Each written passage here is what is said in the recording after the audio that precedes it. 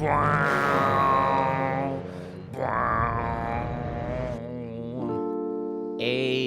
Apple appreciators, welcome back to another episode of Following Lucha. This is a podcast where we talk about the lore of Following Lucha, and then we talk about wrestling. It's insane, guys. That sounds pretty I'm insane. here, joined by Jacy. Hey. How are you doing today, man? Oh, I'm just doing splendid, Steven. We're recording on a beautiful Saturday morning. You know, the sun is out, the birds are chirping, and so much wrestling has happened. It's exciting. Do birds chirp in the morning? I feel like I don't hear birds chirp anymore. I don't know why. No, I'm so sorry. What happened to your birds? I think they all might have died from like the cats we have in the area. Oh. Like legit. I don't know. I think most of the cats just killed them. That's really sad. I'm sorry to hear that. I'm really sorry to hear that. Damn. We get squirrels still. That's pretty cool, right? The cats haven't gotten to them yet? No, not yet. That's for the best. Yet. That's for Although the best. the cats do like to like live in, like my pots outside. Sometimes like I walk outside, right, and then they're just in there just chilling. Why do you have stray cats all about your neighborhood, man? I guess like some lady decided, hey, I'm gonna get all these cats, and then I guess she died or something, maybe, right? That's my theory. That's cool. At least. Wow. Well, congratulations on that, Steven. But this is Following Lucha. We are a retrospective of Lucha Underground. We are the lore keepers of Lucha Underground. We talk about current events in wrestling, random events from 2014 in wrestling, and then every once in a while, Steven, we take a diversion from Lucha, don't we? Yes, and today's diversion is a very special one. It's very Lucha related. Let's go. Let's go. Yeah, so we created a list, essentially, Steven, of all different forms of media, movies, TV shows, reality TV, all these kind of things that involve wrestlers. Either like as a primary focus of the piece of media, you know, maybe they're like starring in a film, or maybe they're WWE films, incredibly tangential and show up in the piece of media for only a couple of minutes. Those are my favorites. Yeah, that's cool. So we have this big list that we've curated, and now whenever we do these episodes where we're not recapping Lucha Underground, we are going to just randomly generate one of these movies or TV shows for us to review on the podcast, and so that's exactly what we did this week, which is very cool. Excited. We got was it 15 or 13 today? And it was a very special episode of a show on the USA Network. Go. We are going to be reviewing, recapping, analyzing the lore of a show we've never seen before. The USA Network's Psych. I always wanted to watch Psych, but like I never ended up doing it. Yeah, I think it's like one of those shows where like you want to watch it, but then like you see how long it is, like I don't know anymore, man. Yeah, because it seems really important for because I take it that it's supposed to be a sitcom. After my watching experience, I feel like you don't necessarily need to catch up on all the seasons in order to hop into the show. I feel like this show, after like the first few minutes, like all right, I get it, you know, like I get the gist. Yeah, I got it. It's not a complicated show. I don't think it takes an intellectual to enjoy Psych. I don't know. Apparently the show gets really dark or something. Oh, like apparently it's super dark near the end.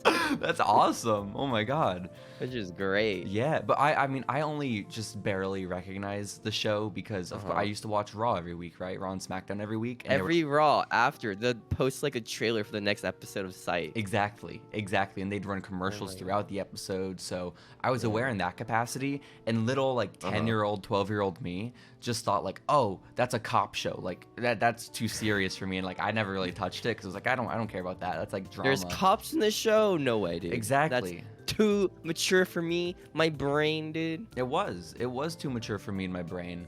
But we ended up randomly generating season 6 episode 12 of Psych because guest starring in this episode is of course Mike the Miz Mizanin.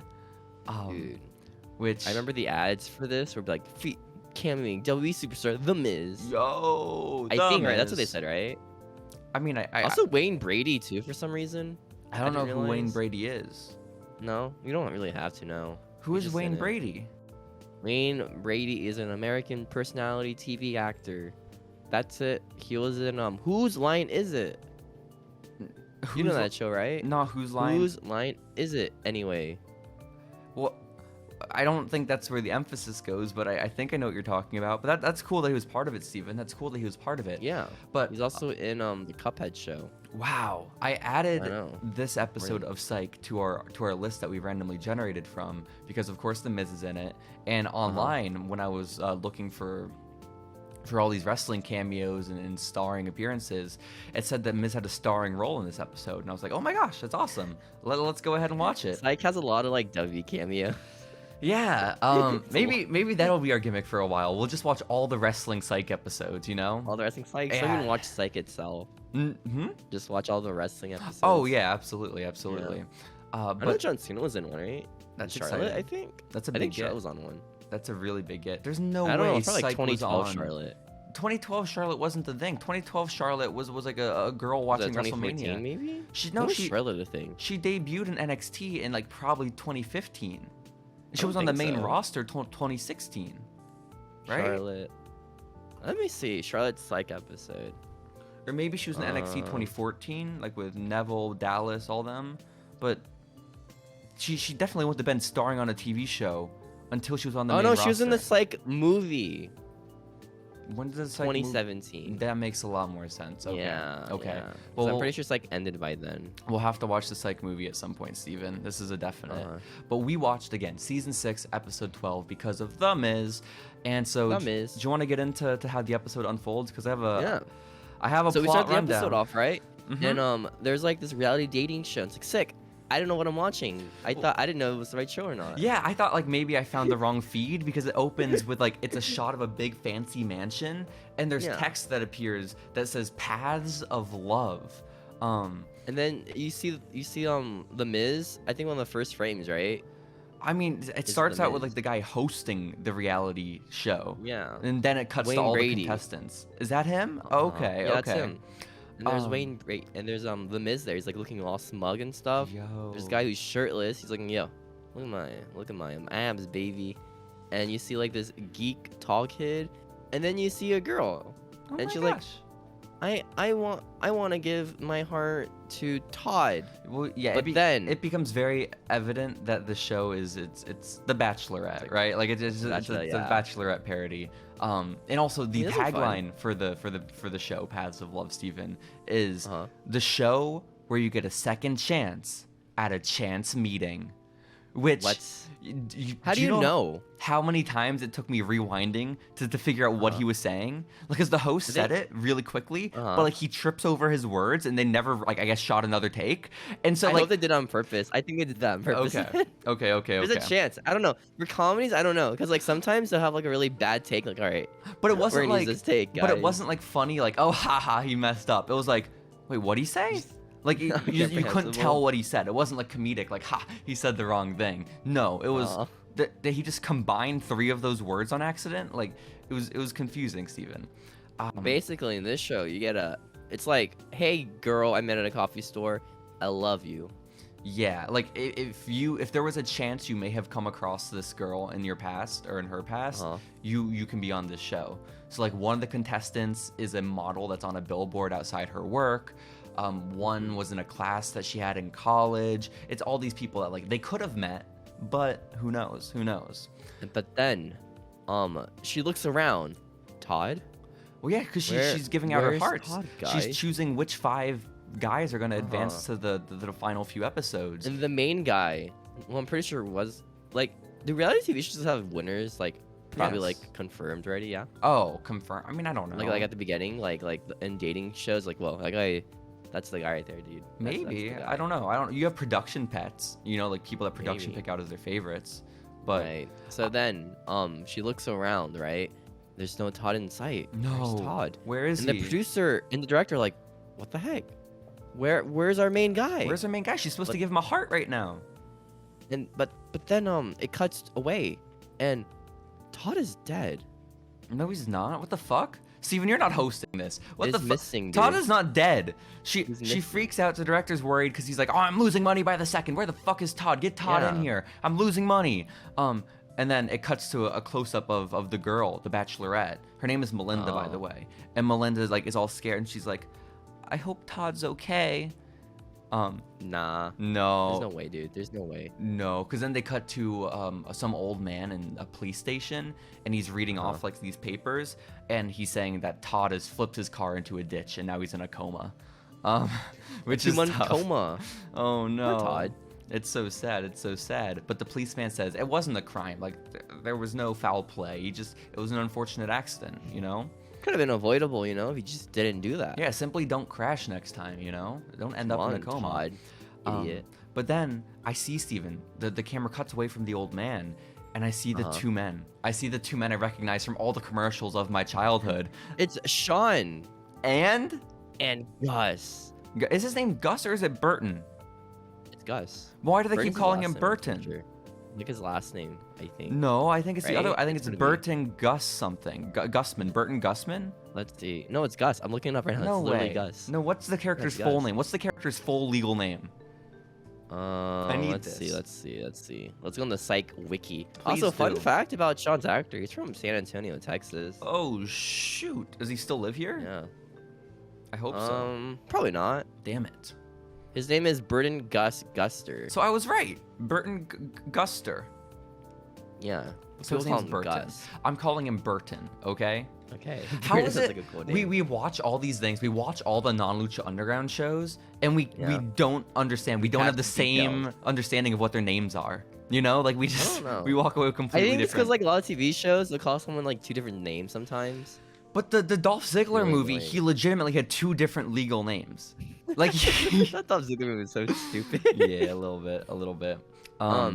But yeah, Steven, they cut to the two guys, and they're like, oh, hey, old man with the papers in the police station, can we have a look at that file? We can just like double check it. And so he was like, go for it. You guys must be really desperate for something.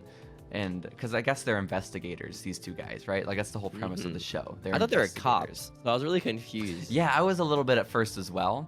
But they're looking at like the sheet of paper with all the documents about the car crash, and all of a sudden, like they're looking at a photo of the wreck, and it's like a tight shot, and then just fucking shit starts lighting up blue on the paper, and I'm so like, what the fuck is happening?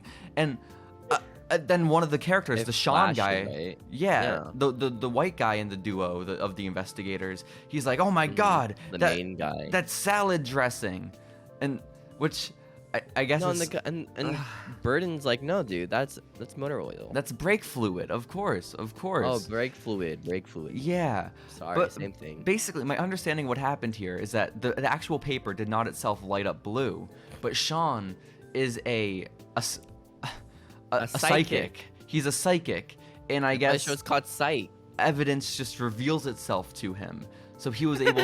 He doesn't find evidence; it just pops up to him. Yeah, fucking. This is the most unwarranted success ever. Okay, he's just. Oh, Yeah? that's bullshit. It's bullshit. This lasted for like fucking over 7 years, something like that, right? It's crazy. The show went on for simply too long. That's insane. But he's like, oh my gosh, pretty funny. there's brake fluid. Clearly someone was involved in this. Clearly it wasn't just an accident. And then that's when the old man comes back and it's like, you guys really want to investigate this? What the hell? And they're like, yes, we do. I think foul play was involved. And he's like, okay, whatever, go for it. And then as they get up, the two investigators, a man comes in and he approaches them. He's like, hey, I have a tip. I'm pretty sure that guy who flipped his car in a ditch, there was foul play involved. And they're like, way. oh my gosh, what a coincidence. Oh we are my God, we are the dude. investigators for that case. So it's so weird that you would find us. And the guy who just came into the police station is apparently one of the producers on the dating show. On the rich reality man. show. He's a rich man? He's a rich guy. How do you know Guy, that? you know? How do you know that? He sold this show to NBC. No, that's not it. Steven, you didn't watch the fucking same show that I producer did. guy. No. The producer guy. You're thinking about the director. I'm talking about the guy a who producer is the guy who funds it Steven, with the money. the man who that's what was a producer freaking does. out about his money was the director That's of the film. producer. He was literally the director. No, the director is the guy who films it. No, the cameraman Yeah. films it. No, The director, is the directs guy the who, filming.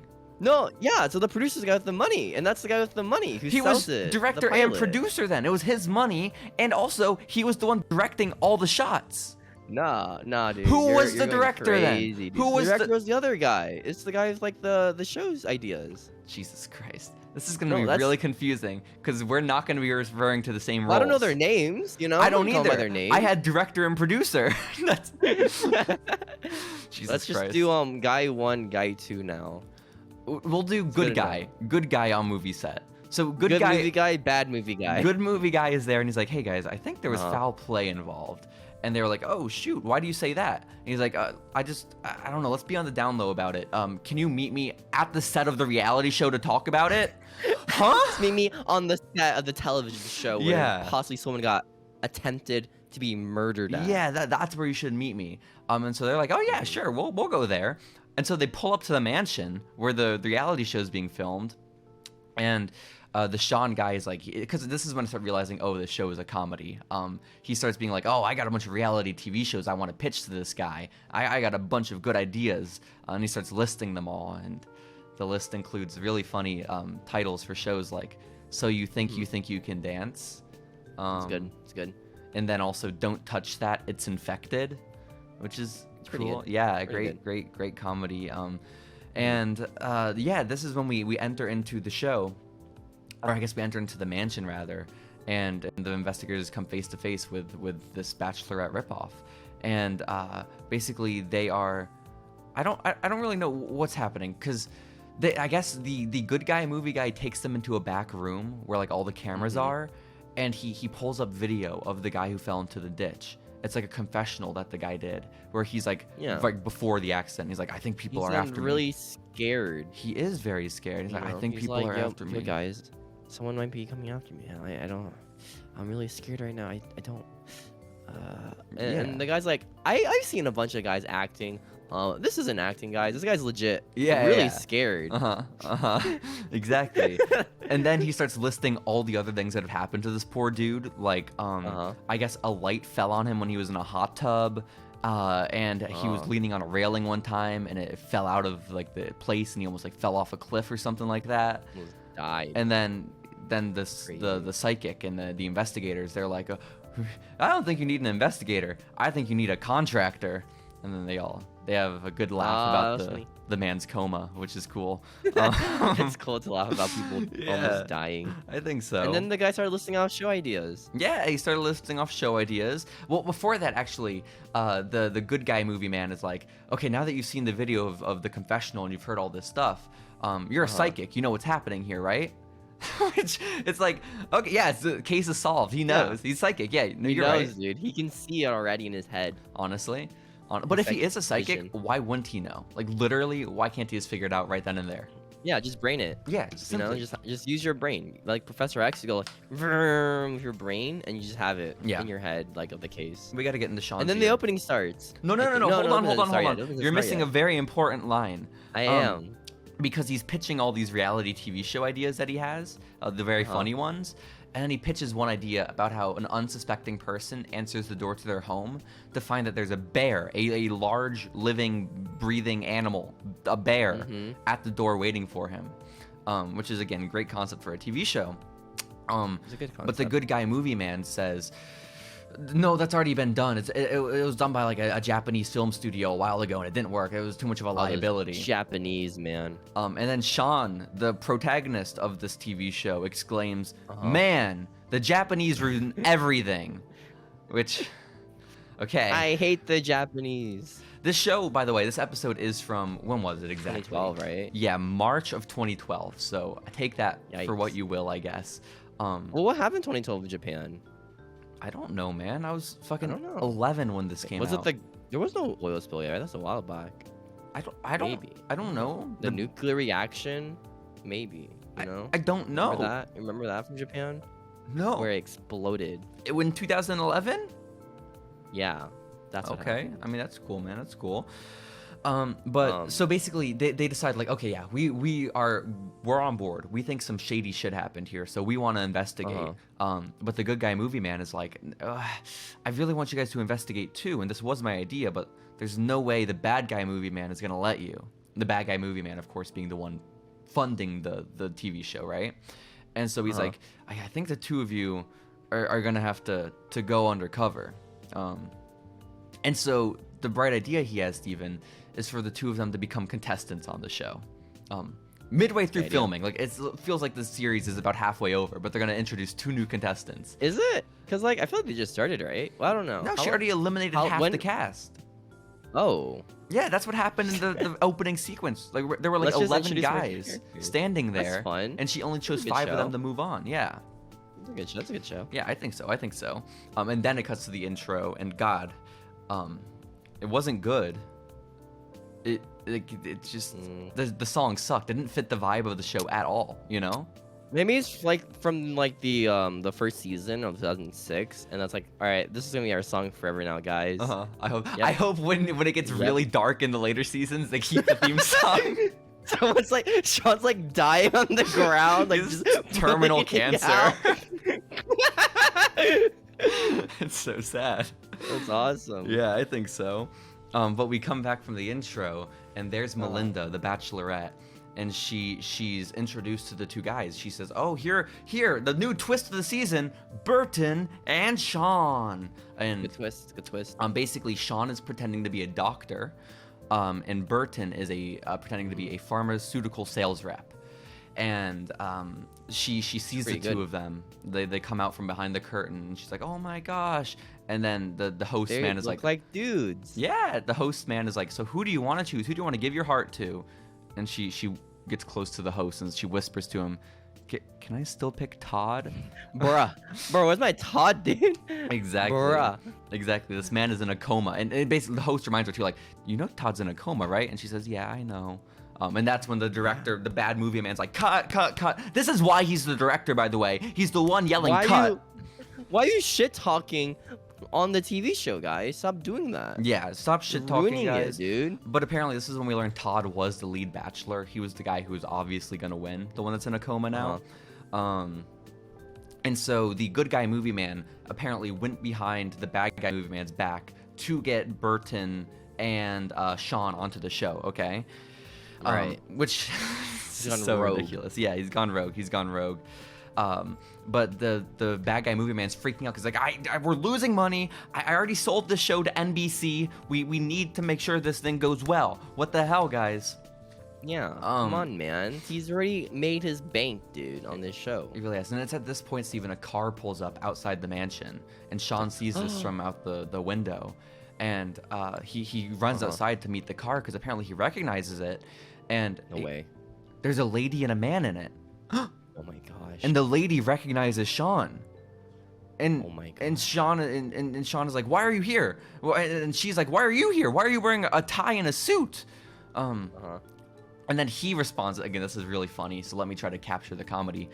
He responds to that question by saying, "Why are you wearing hair and shoes?" That's a pretty good joke. It's a pretty good joke. It's a pretty good joke. Pretty good. But apparently it's his girlfriend. His girlfriend is also a detective. I you know what's wrong about that? Because like this is like season 6, right? So we probably like missed like the lead up to like when they started dating. Oh yeah. Which is probably like a very like important like scene, I'm pretty sure, right? Like this important moment we just missed out I imagine completely. it's a very important like story arc, you know. But yeah, here we are at this point, boyfriend girlfriend, which I wonder if in the dark seasons she leaves him, you know, or she passes away. He becomes a widow. That'd be really exciting. She dies. Maybe. You get widowed for. Can you get widowed if it's your boyfriend or girlfriend? I think you have to be like married for that. You know, that's a good point. Maybe they get married dies. and like They immediately probably do after. get married, dude. This is so long. Yeah. Precisely. But yes, his girlfriend is here, and she is pulling up to the mansion because they officially determined back at the office that there was, in fact, tampering with Todd's accident. And so now the official detectives are showing up, not the psychic ones. And not the B's, not for the A guys, the A-listers. Exactly. But Sean has to leave. He has to get back into the mansion, and he doesn't have time to explain everything to his girlfriend. But he has to go back for a single mingle. Which is basically just all the participants and also the girl hanging out in the backyard just talking, which is cool. Just chill. So what happens next, Steven? I guess the Burton guy is there. They started talking with each other, right? Yeah. Like backstage. And Burton's like, not backstage, on the show. Yeah, in nice the backyard area. Exactly. Yeah. But Burton, the other investigator, the one who is Sean's partner, he's really determined to win. right? And he's like, oh my gosh, I love reality TV. I've seen so many shows like this. I've seen all of them, bro. I'm gonna win. Exactly. It's like whenever people talk about reality TV shows and how they'll be on it, they always have to discuss how they would win the show. Oh yeah, I'm gonna win Big Brother one day, so it kind of makes sense. It kind of makes sense. But basically, Sean is like, shit. But I have a girlfriend. So I think I'm gonna throw. I think I'm gonna do everything wrong. So I can get kicked off the show as soon as possible. Yeah, I'm gonna sandbag my way to this show. Exactly. But then Burton's standing there, and the host of the show comes up to him, Steven, the man that you recognize from the Teacup show or whatever. And he says, yo, Burton, everyone knows as the only brother on the show. You have a pass, like, for at least the first round. Brother. Yeah. Burton is black, by the way. And so is the host of Paths of Love or whatever.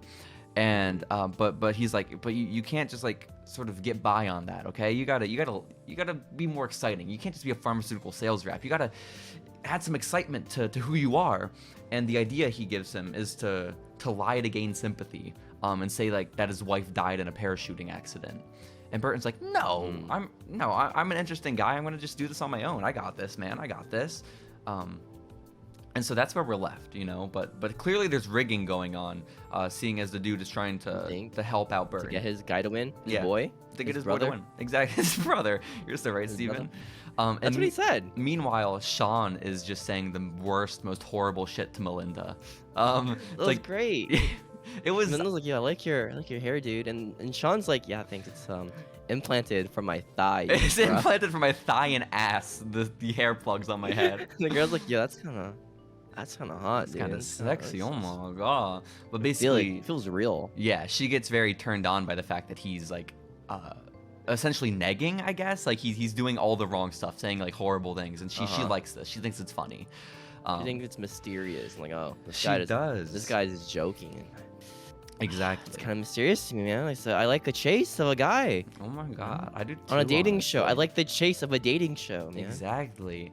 And then they cut to Burton having his alone time with Melinda, and she couldn't give a fuck. She is so bored by this guy, okay? And then as they're talking, from the corner, she sees it. The flashing abs of a man walking out of a hot tub. An Adonis emerges from the pool, Steven. Shirtless, like wearing a thong or something like that. Speedos. Exactly. Same thing. Walks up. Guy walks up to her. Hey, baby cakes. You want to walk with me? You want to talk? And Burton's like, my wife, she died in a parachuting accident. He's decided. Oh, that sucks, bro. Yeah, she's like, oh, I'm sorry about that, and she just leaves and goes off with the hot dude. I like the cutaway where it's like, man, you know, sometimes it's really important for physical attraction, guys. Okay, but this guy right here is I think he's a very nice guy, you know. Yeah, I also very good dude. He really is. He really is. I want to bring attention to the fact, Steven, that we're almost half an hour into this podcast, and we've barely mentioned The Miz. Where is he? I don't know. That's the next scene. Don't worry, he's in the next scene. Oh my gosh. The Miz is in the next scene. They're like, hey guys, how are you doing, guys? How you doing? Yeah, it's all the other guys sitting there together. All the guys except for the hot one and Melinda are like convening. They're talking over their shit together, including the Miz. And Miz is pissed off. He's like, the hot dude over there, he's applying sunscreen to her back. That's my move. What's he doing? That's my move. And the Miz is like this hothead jock guy. He's very cool. He is. He's very angry, and he's like, if I don't get a heart tonight because of that guy, oh my god, I'm gonna have to unleash the guns, Federico and Pepe. Which, good for Federico and Pepe. Is Miz supposed to be Hispanic? Because he's not. Like, I don't know. Is Mike Mizanin? Maybe. And then the other dude's like, yo, dude, I'm really boring. Yeah. Well, there's a sappy, pathetic dude there. The fun guy. Yeah, he's very, very sappy, and he's like talking about how his heart can be like broken in one touch and healed in another, and how he wants Melinda's love.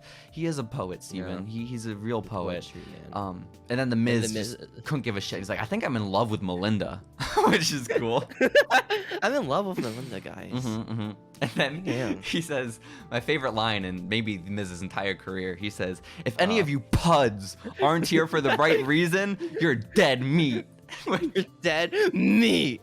The Miz And calling Sean's people bro, a why are you pud. looking at me, bro? Yeah, he's making direct eye contact with Sean, the psychic, as he calls him a Yeah. pud, which is awesome. So good.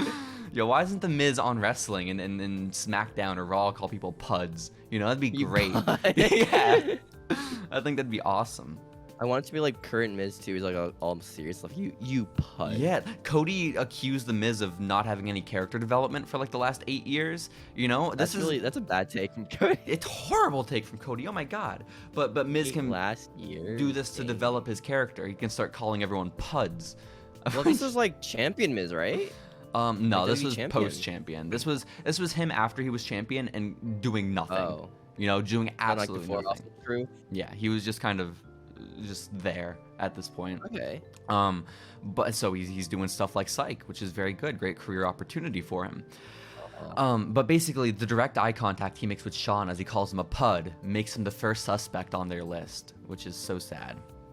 Poor Sean. And so at this point, they're like, okay, we got our first suspect. Time to start investigating.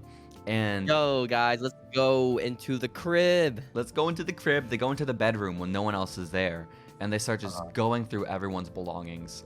It's just illegal, right? I'm sure you're allowed to with the contracts they sign on the show. You know, like Okay. maybe. Well, for police work, I don't know. Well, because I mean, I assume Well, despite they're not police. they're not they're investigators, but They're psychic also detectives. they're also signed on to the show, so Right. they have certain permissions. I think they have certain They permissions. start looking around, and they go to this one guy, the shirtless guy's stuff, and all he brings is swimwear. No. Oh, the shirtless guy. You're right. Swimwear. He has like a Yeah. thong, like a yeah. You're right. It's And swimwear. it's like, what the heck? This guy is here for 3 weeks and he doesn't bring a shirt. Ha, ha, That's ha. really silly. That's funny. That's funny. And He's Sean, hot. Sean is going through the Miz's belongings, and he finds a photo of a blonde girl on a motorcycle. And Sean's like, "Oh, that's odd." And he puts it down. And then Burton finally finds something of note. He finds greasy gloves, and they're like, "Oh my god! Guess what's This on guy is here?" the murderer. Sean grabs the gloves. He sniffs them. He's like, "Just what I thought. Salad dressing," because it's a callback to earlier. Yeah, which is funny. We totally missed that joke by the donuts. That was really funny. Oh, because they're cops, and so they were eating donuts. they Yeah, eat that donuts, that was yeah. pretty funny. You're right. But they're not cops; they're investigators. So, so I don't know if it quite lands. But then Gus smells. It's like, yo, breaker fluid. Breaker fluid. It's brake fluid, but close. Is it But brake clo- fluid? It's brake Not breaker? fluid. It's brake Oh, fluid. it's got a breaker. Um, To be but fair, I got a motor oil earlier today. they you did. They go to the good guy movie man, Steven, and they're like, "Hey, we found these gloves. Can we look at the footage to see who put them here?" And they're not able to find anything on all the footage. Like they can't find who put the gloves there. It's just there's no footage of it. And so they're like, "Okay, well shoot." But the thing is, it wasn't in the Miz's belongings. No, instead it was in Sappy Poet Guy's belongings, the one who was talking about Melinda's heart. And so they're like, "Oh shoot, we got a new suspect." And so they call in Sappy Poet Man for questioning down at the station, but not Sean and Burton because that would blow their cover. So the girlfriend and the old man are the ones interviewing and interrogating him. And basically they have him in the interrogation room, and they're like, "Out of all the contestants on this show, you're the only one that wasn't recruited by the producers. You were the only one who sent in an application." And they're like, "Clearly that makes you a suspect," which it's a reality show, man. They have applicants. Why is that suspicious? And Well, you see, the guy only knew Melinda from college. yeah, and they're like, class. "You were a physics major, but the class you had with Melinda was creative writing." Right. That doesn't add up. That's crazy, dude. the fuck, dude? And the dude's like, bro, electives are a thing, right? Yeah, but they're like, no, we think you're a Or stalker, credit. actually. And they're Yeah, like, you're just a stalker. yeah, kinda. But basically, they end up letting him go because they don't have any evidence beyond that. And so then Sean shows up at the station, and he walks into he sees Sappy Dude, and Sappy Dude's like, "Oh my God, why are you here, Sean?" Because of course he doesn't know that's his place of work. And the psychic Sean is like, "Oh, they called me here for questioning too." And he's like, "Oh man, that sucks. That sucks." That sucks, bruh. It really does. This character changed a lot by in this scene for like no reason. The Sappy Dude. Oh yeah. He's very aggravated in this scene. Like He the guy was is. like really talking about like he'd be on TV a lot, right? He's like, "This is a weird TV shoot, guys. I don't why is this is a weird. Why am I here? Like, there's no cameras here. You're right. That's kinda Because weird, dude. he's a dork in all other contexts, but here he's like, he has some confidence. So he has a swagger when he's being interrogated by and police. He's like a TV character despite being an applicant. Yeah, because like he thinks it's like they're weird. they're acting at first. So he's not actually being interrogated. Yeah. He thinks they're doing a scene, and at the end they're like, okay, we'll be staying in touch. We'll be seeing you later. He's like, yeah, you'll be seeing me on TV maybe. TV. Which is awesome. You think people do that who are like on random like Billy on the Streets episodes? Like, yo, you'll see me on TV, guys. I think so. Billy on the the street. Specific Elena And I does feel that like all the they're time. not even being like the interviewers. They're being like the guy just walking by. Like the one staring in the background. Yeah, That makes guys. sense. That makes a lot of Could be sense. them. So, Steven, sappy guy leaves the station. Sean shows up, and they're like, hey, we think Sean is probably pretty guilty. Like, we can tell he's lying, but we don't know about Kinda what. incel-y, you know? Yeah, kind of incel. He gives off incel energy, is what they say. Yeah. And they end up cutting from the station to another heart ceremony. Melinda has to eliminate another person from the show, okay? Uh-oh. And she starts going through. She gives one to Burton, and she says they cut to a confessional, and she says she only gave it to Burton because she feels bad that his wife is dead. So it worked. That's pretty funny. It I thought that worked. was pretty funny. And it gets down to where it's just the Miz and sappy guy, poet guy left without hearts, and so she has to make a Right. decision between the two of them, and she's clearly going to give it to the Miz, right? But then this is when Sean stops Potter. everything. He's like, guys, stop. And he ends up being like, Sean already has a heart. Like, he's good. He's set. He's sailing. But he stops everything. He's like, the Miz is not the guy you think he is. He actually came onto this show with a girlfriend. No way. Yeah, exactly. No freaking way, dude. Because remember when they were snooping through all the belongings, they found the photo of the blonde girl with the motorcycle. Sean is like, that is his girlfriend. He did not come here with good intentions. He is the pud out of everyone. He's a spud. He's not in it for the love, guys. He's not. But And the Miz is like, yo, bro, fuck off. He's really mad and angry about all of this. yeah, he's And like, he says, dude, famous line, what the hell? bros before hoes. Yeah, well, before he says that, Steven, he screams, Uh-huh. you guys, looking at Burton and Sean, you guys are gonna get your asses pummeled. And Burton's like, what the fuck? I'm just standing here. What did I do? racially influenced. Racially right here. motivated. This is a hate crime that the Miz is about to commit. Yeah. and- And this was beating up these dudes. well, yeah, It's awesome. Then is when Miz screams, bros before hoes. And then he just fucking starts beating the shit out of the two guys, the two main characters of Psych. He like does a hip toss on Burton. He body slams Sean. He and doesn't do a skull crushing finale because usually for like these like wrestling cameos, they usually do their finisher, right? yeah. Even like in Scorpion King, The Rock did like a rock bottom, Oh, that's cool. being a Scorpion man. I didn't know that. That's so exciting. Yeah. Well, no, the Miz isn't trying to crush his skull with his move with the full Nelson face buster. He tries to crush his skull instead with a flower pot, Steven. He lifts up a flower pot and he's about to smash it into the head of Sean. And basically the host interrupts. He's like, guys, stop. Melinda, you still need to make a choice. Like, Yeah. mid beatdown, they cut to Melinda because she still hasn't chosen technically between the Miz and the sappy dude. And Melinda's like, I still kind of want to choose the Miz, but I hear my mom's voice in my head, and she's telling me not to. And so she gives the heart to the sappy guy. But basically, the whole point of that is that they need to give the heart to the sappy guy because he's the number one suspect, and so they need to keep him on the show so they can keep investigating him. Keep a potential murderer there. It's awesome. So again, we chose this episode of Psych because the Miz is on it. Now he might be gone. The Miz is eliminated Next from the scene, show. The Miz with the flower pot decides, all right, guys, I'm out of this show, and he head smashes the flower pot. Drops dead. Yeah. Never meets never again in the episode. He just offs himself. He does. He because again, remember he's about to smash Sean over the head with the flower pot. He decides, no, never. I'm simply too angry now, and he turns it back on his own forehead, and he passes away.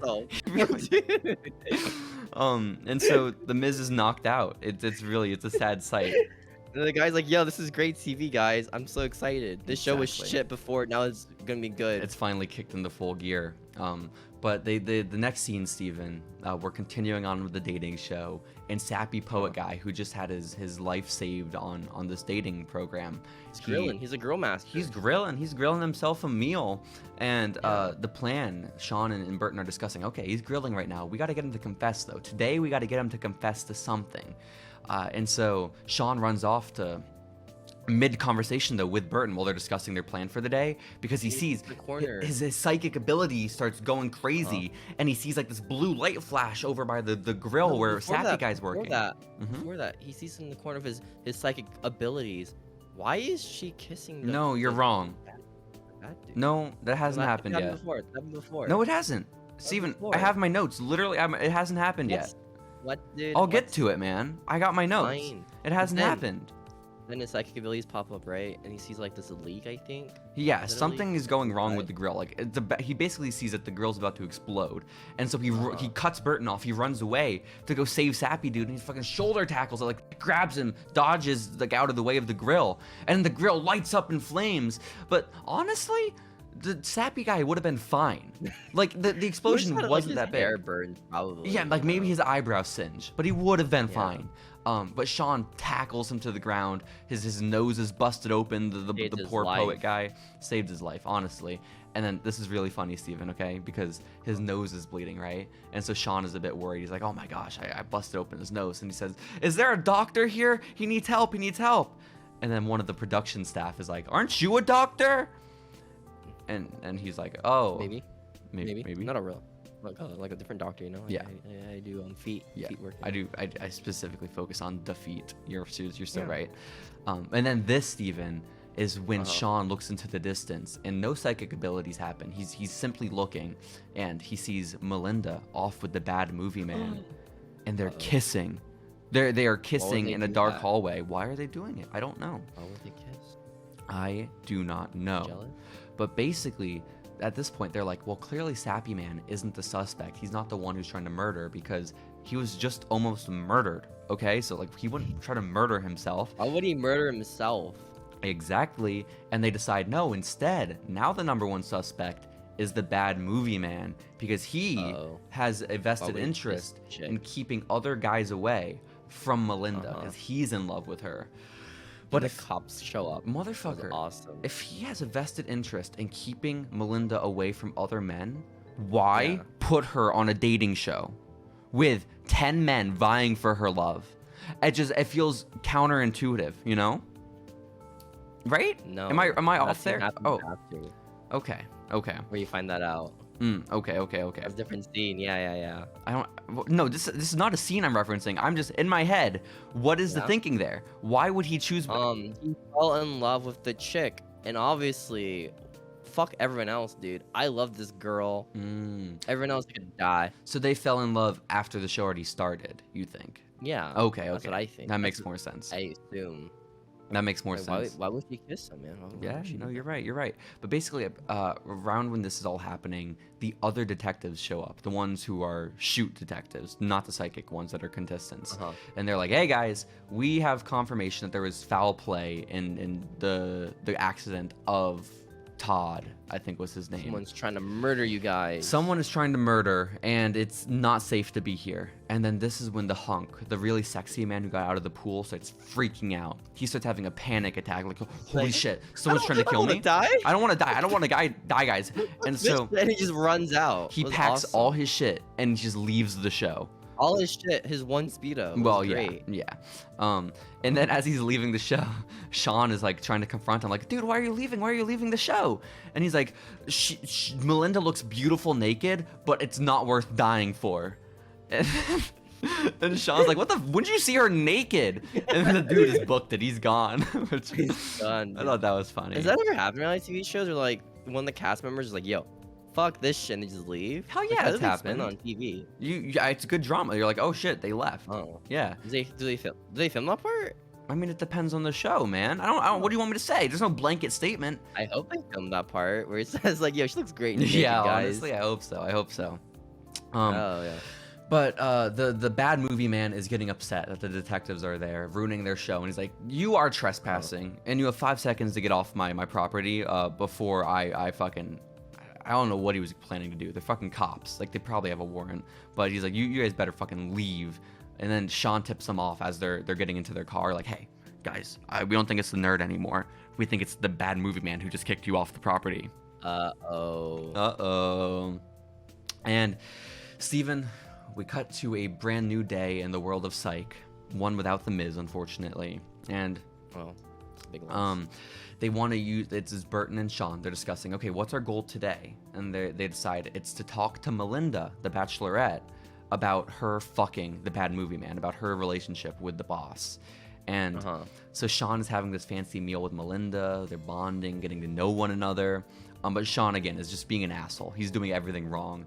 And he's like, hey, I want to talk to you about you fucking the boss. And yeah, which is really cool. And then Burton shows up. Yeah, exactly. And Burton shows up. He's like, "Hey, Sean, no, get out of here. This is my turn." What's your body count, girl? Yeah, and they ask her what her body count is, and I hate all of this, Steven. I hate all of this because Sean is there at the table, and when Burton shows up, and Burton's really trying to like take over and like be the one who goes on the date with Melinda instead, and Sean's like, "Hey, this is the taco burrito situation, nachos." That was pretty good, dude. That was pretty epic. You get it? It's like a pun, kind of. But they keep interrupting each other, like dragging them away from Melinda, being like, "Oh, I want to talk to her. I want to get her to admit to fucking the boss," which is really weird. And so the two of them are like, okay, let's take a moment. Let's go away from Melinda for a moment and just discuss things, just the two of us. And while they're doing that, they accidentally like knock down half of the set, and like they cause a whole panic, and the production's freaking out. No, they're not the finalists quite yet, because Sappy Movie Guy is still there. He's still there? Yeah, he is. I don't remember him getting out ever. You know what? You bring up a really good point, Steven. You bring up a really very good point. It might have been a time cut. Like, legit. Maybe. I don't know. Maybe. I don't know. Well, I mean, I saw my notes, so we'll find out. Okay. But they knock over the fence while they're fighting, and Melinda's getting pissed off. She's like, "Guys, what the hell is going on? Like, why are you arguing? Like, why are you doing this?" A really good line. And Sean's like, really "Why are you sleeping with the director?" Yeah, you fucking him, bro. Yeah, exactly. And then she was like, "Sleeping with him? No, I'm not sleeping with him. He was just trying to teach me how to sell the romance." That's what a lot of directors do, by the way. That's how they get away with it. It's like, yo, I'm gonna teach you how to kiss a girl. You know, this show is actually very, very progressive, Steven. You know, they were exposing the flaws in the abuses of the reality TV industry in 2012, and I appreciate it. But she's like, "We didn't actually kiss. He was just showing me how I should be kissing." You know? I thought it was really silly. I didn't want to do it. But what's the line that you're talking about? What's the big line that you're? She says, "It seems like you guys are more interested in each other instead of me." And he's like, "That's fair." That's fair. Yeah, that's kind of fair. And then basically the good guy producer shows up and he's like, "Hey guys, what's going on? Like, what's the issue here?" And then Sean's like, "Oh, we are so sorry. Burton is willing to pay for all of the damages." And Burton's like, "What the fuck, dude? No, I'm not." And then producer guy is like, "No, you guys don't have to worry about paying for anything. The bad guy movie man took out a massive insurance policy on this entire set. So like, he's insured to the roof." Exactly. Ooh. And so like, "Oh, he's insured. So he could be doing this for insurance reasons. He could be like intentionally sabotaging to get money back on his set, on his film." Pretty good. It's pretty good. Pretty smart. And they cut to the bad guy movie man being investigated at the station, Steven. Oh my goodness. And basically, director movie man is like, "Don't you think it's a little like, this is the beginning of the interrogation. And the director movie man's like, "Don't you think it's a little far-fetched that I'd be killing off my own cast members, like just to get with this girl? Just to be with Melinda?" And then the interrogators are like, "No, you bring up a good point. Actually, you're good to go." Fair. And he gets up to leave. He's leaving. All right, I'm out. Peace, y'all. But it's at this time. I'm out of the scene. The girlfriend, Sean's girlfriend, one of the interrogators, gets a text from Sean, and Sean's like, "Hey, ask bad guy man about the insurance policy." And she's like, "Oh, okay. Actually, before you leave, did you take out an insurance policy on the show? And he's like, well, yes. Maybe. I'm filming a TV show. You do that kind of thing. And you do that, bruh. Mm-hmm. I think you're like, how about we check up on those insurance claims? Yeah, he's like, can we have a copy of your insurance? He's like, why would I sabotage my own show? I just sold it to NBC. Why would I sabotage that? Like, Yeah, they got like good shows on there, dude. They got Friends. Yeah, they do. They really do. Yeah. And basically, the investigator, the old man investigator, is like, okay, you sold it to NBC. I got a connection down there. Maybe we can like get in contact and sort of like sort everything out, like, because I have my connections. And so he essentially calls the guy's bluff. I don't know why he calls the guy's bluff. If he says he sold to NBC, I don't see why you wouldn't believe him. Why does that matter? Yeah, but the old man investigator guy doesn't believe him, and apparently he was lying. Apparently he did not sell the show to NBC. I don't know, but it's pretty suspicious, right? Why would you lie about selling your show? But you were absolutely right, Steven, about the show just being strapped for time, because the nerd guy is nowhere to be found, and they cut to the gone. They do, and they cut to the finale. disappeared. They cut to the final episode of the series of the reality show, and the only two contestants left are Sean and Burton, the two investigators, which is fucked up and so rigged because these guys showed up halfway through the entire season. That is some bullshit. You're not even like hot. That's the thing. Speak for You're yourself. not even like hot, dude. Sean got me Sean's feeling kinda- different. Oh my Sean's kinda oof. god. I'm gonna be honest. Sean and the Good Director looked really like similar. Like dad and son, yeah, a little bit. Yeah, a little so, like bit. legit. I thought the director guy in the beginning was Sean. Oh, that's cool. When the episode started, it's like, wait, is that the main character? Yeah. But again, him? we are at the finale of the series. Melinda has to make her choice. Who is gonna be her love of her life? And so she goes up to Gus. Wait, this is, by the way, I wrote down Gus in my notes here because I'd never heard the name Gus until this point. I was like, why the fuck is she calling? I thought it was like a joke, like it was the end of the show and she still didn't know his name. But I guess it is technically his name. But That she, would have been a good joke. yeah, but she goes The up, hot dude, I think.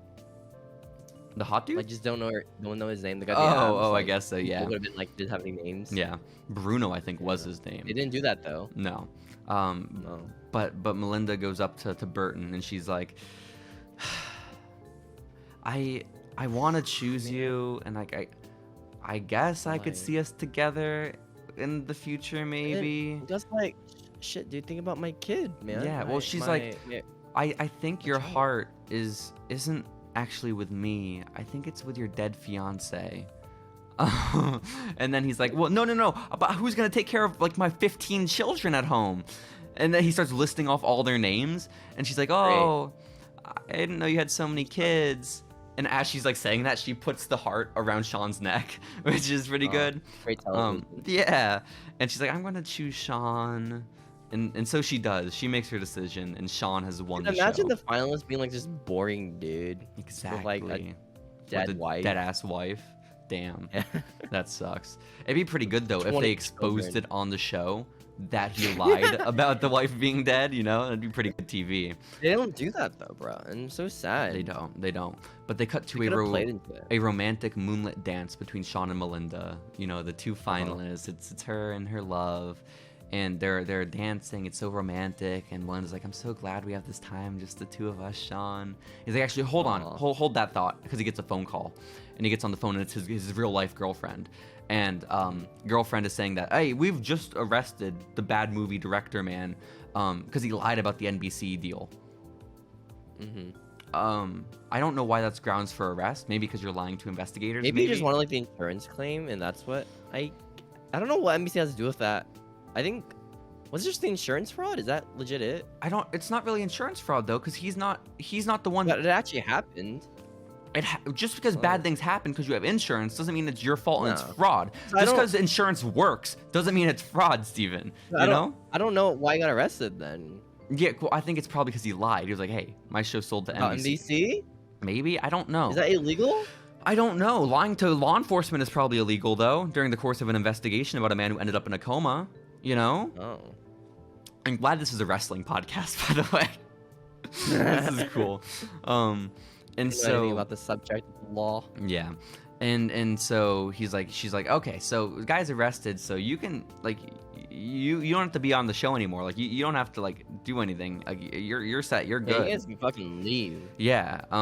But you're good, dude. Fuck this show. he's like, I don't know about that. So he goes back to Melinda, and Melinda is back, all romantic, starry-eyed, looking into his eyes, and she's like, I've always had these really unrealistic expectations about love, and ever since like I don't know, like back in college, because I had this creative writing class, and I had this secret admirer, and he'd always give me these letters, and then And she starts saying the famous quote. she says the famous quote that the sappy guy said earlier when the Miz called him a pud. And then the dots all start aligning, all the stars align, like, oh my god. Oh my god. The Could it be? sappy guy was the secret admirer who informed what she thinks love is. But this is so suspicious because now we know that dude is a legit stalker. He's probably the real Fucking suspect again. creep. I'm like, oh my god, he's definitely the guy who committed the crime. They were right earlier. No, but it turns out Sean reveals on the red carpet. Sappy dude walks in and is like, yo, maybe you should give love a second chance because it might appear in front of your eyes, you know? It was me, And Sappy Melinda. dude's like, It was hey, me girl. all along. I'm the one who's saying those creepy letters in class, girl. And so Sean's Melinda's like, like, you should be with him instead of me. And Melinda's like, yeah. I Melinda's like, should." what the fuck, dude? Oh yeah, At she's first. a little thrown off. Like, She's a what little thrown off. Because at one point too, Melinda went to try to kiss Sean, and Sean like backed away Oh. from it, like no. And that's when he revealed that sappy guy was there. And he also confesses that he's not a doctor, that he has a girlfriend, and also that he and his girlfriend That's it. fuck 5 times a week, which is cool. Like that was Awesome. pretty awesome, yeah. And also he's like, my real job, I'm not a doctor, I'm actually a psychic detective. And she's okay with that. She's like, yeah, no, that all lines up. That makes sense. Sense. Which, what the fuck? But For Sean? yeah, and so he's like, this unattainable love that you so desperately want, it's not as unattainable as you think. And that's when Sappy Guy shows up. But like, legit, how is he not the #1 suspect now? Like, he's definitely Dude, a I don't know. stalker. Like, he sounded a lot worse now that like she found out about him like making those weird letters. You Yeah, know, he it's sounds like- 1,000 times worse. What? Why? What the fuck is this guy? But no, thinking? he's like, actually no. Let's take the most suspicious and dangerous man of the entire cast, Why and did let's he get get him as rewarded close for as his possible to the girl. weirdness? Yeah, exactly. But basically, they cut to them in the production studio, and they're like, oh, it's a great old time. The show is filming up, or we're helping with post production. Which why are they in post production? The man funding the entire TV show has just been arrested. There's no reason the show should be continuing. Where's this show going? Like, what like network is gonna get this show? Yeah, he lied about NBC. Who's gonna pay the producers? Who's gonna pay the Is it editors? gonna be the Impact Network? The Like the one who Destination owns- America or whatever? Impact? Yeah, it's gonna be them. It's Yeah. gotta be them, right? I think so. I Maybe think so. like WGN. They don't really have anything going on right now, right? No, I don't think so. Just that show about like the mortician wrestlers. That's about it, you know? Yeah. And so they're just like, they're going through all the footage, and Sean, for the first time in his life, sees a jump cut happen. Because like, there's just a jump cut in the filming, and Where'd the footage go? he's like, where'd it go?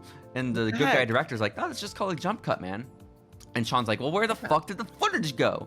And the guy's like, I don't know. Like, we Went to probably have it space. somewhere. And so Sean's like, oh, so does that mean you have the footage also of the time the grill blew up and of who put the gloves there? And then the good guy director's like, oh yeah, probably.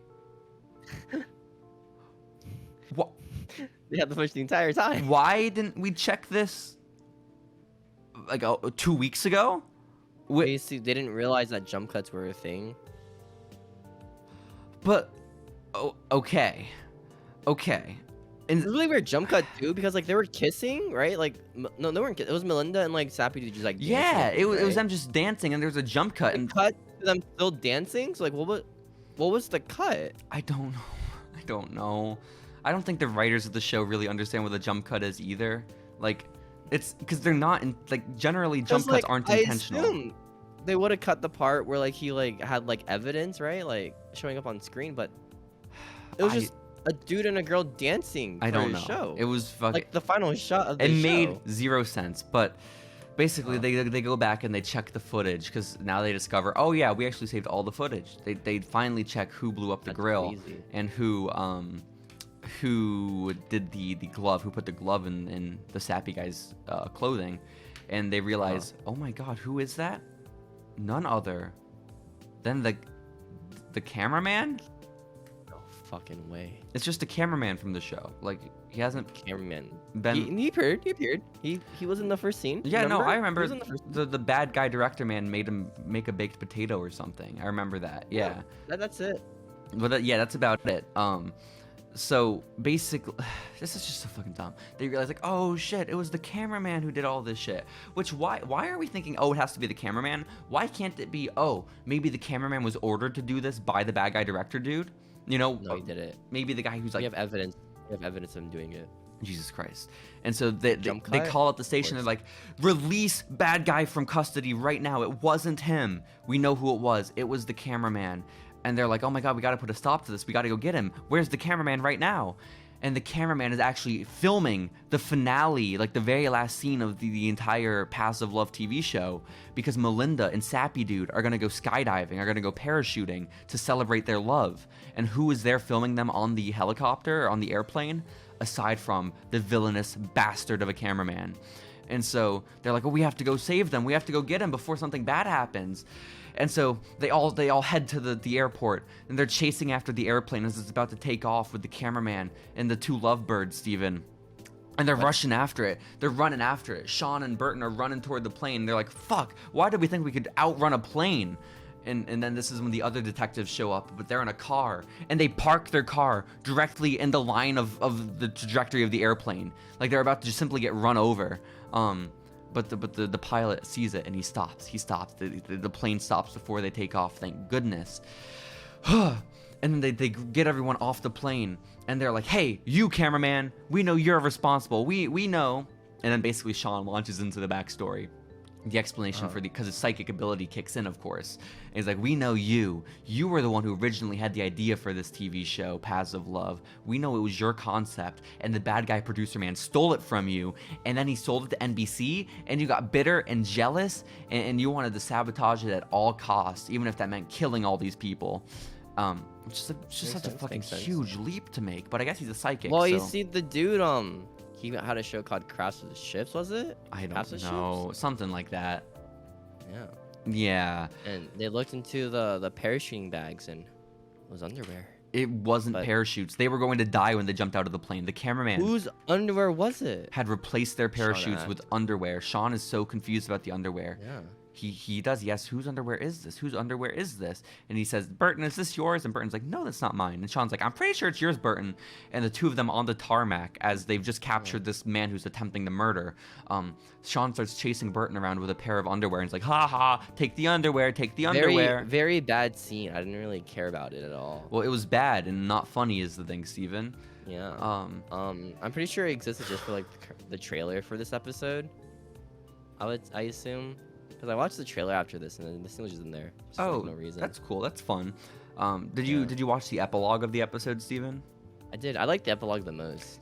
They end up cutting to the funny. reunion show, like however many months after the show is finally aired, which this thing fucking made it to air somehow. They have. I mean, they have that one good scene with the Miz killing himself. No, they do. Fine. And the Miz is back for the epilogue, baby. He's there on the reunion show, hanging out, having a good old time. There. Huh? He didn't say anything at all. Oh no, he doesn't say a word, but he is there. They don't have like half the other guys. It's just the guys who've seen the episode already. Like, where'd the other people go? Yeah, and they start going through the highlights of the season of like the best moments of Sean and Burton, which they start showing shit that we didn't see, like just in their daily living, like them making food together, hanging out in the kitchen. So like my understanding is they were there like undercover for weeks, like living the life of a reality participant. That's or I guess 1.5 weeks. I don't know. That's insane. I like this scene where the guy was like, yo, who didn't put the lid on the ice cream, bro? Look at this. It's freezer burn, man. You can't eat this. Who the F didn't put the lid back on the ice cream is what he says. What the flip, bro? What the flip is right. And then the host of the show, the host of Crossing Paths or whatever, is like, as one last send-off before we go off the air with the reunion, we want to bring out someone very important to this show, someone who has recently emerged from coma. And they cut the Sappy guy, and he looks fucking he's pissing himself right now because Sappy guy is there with the love of his life, Melinda. Shit, bro.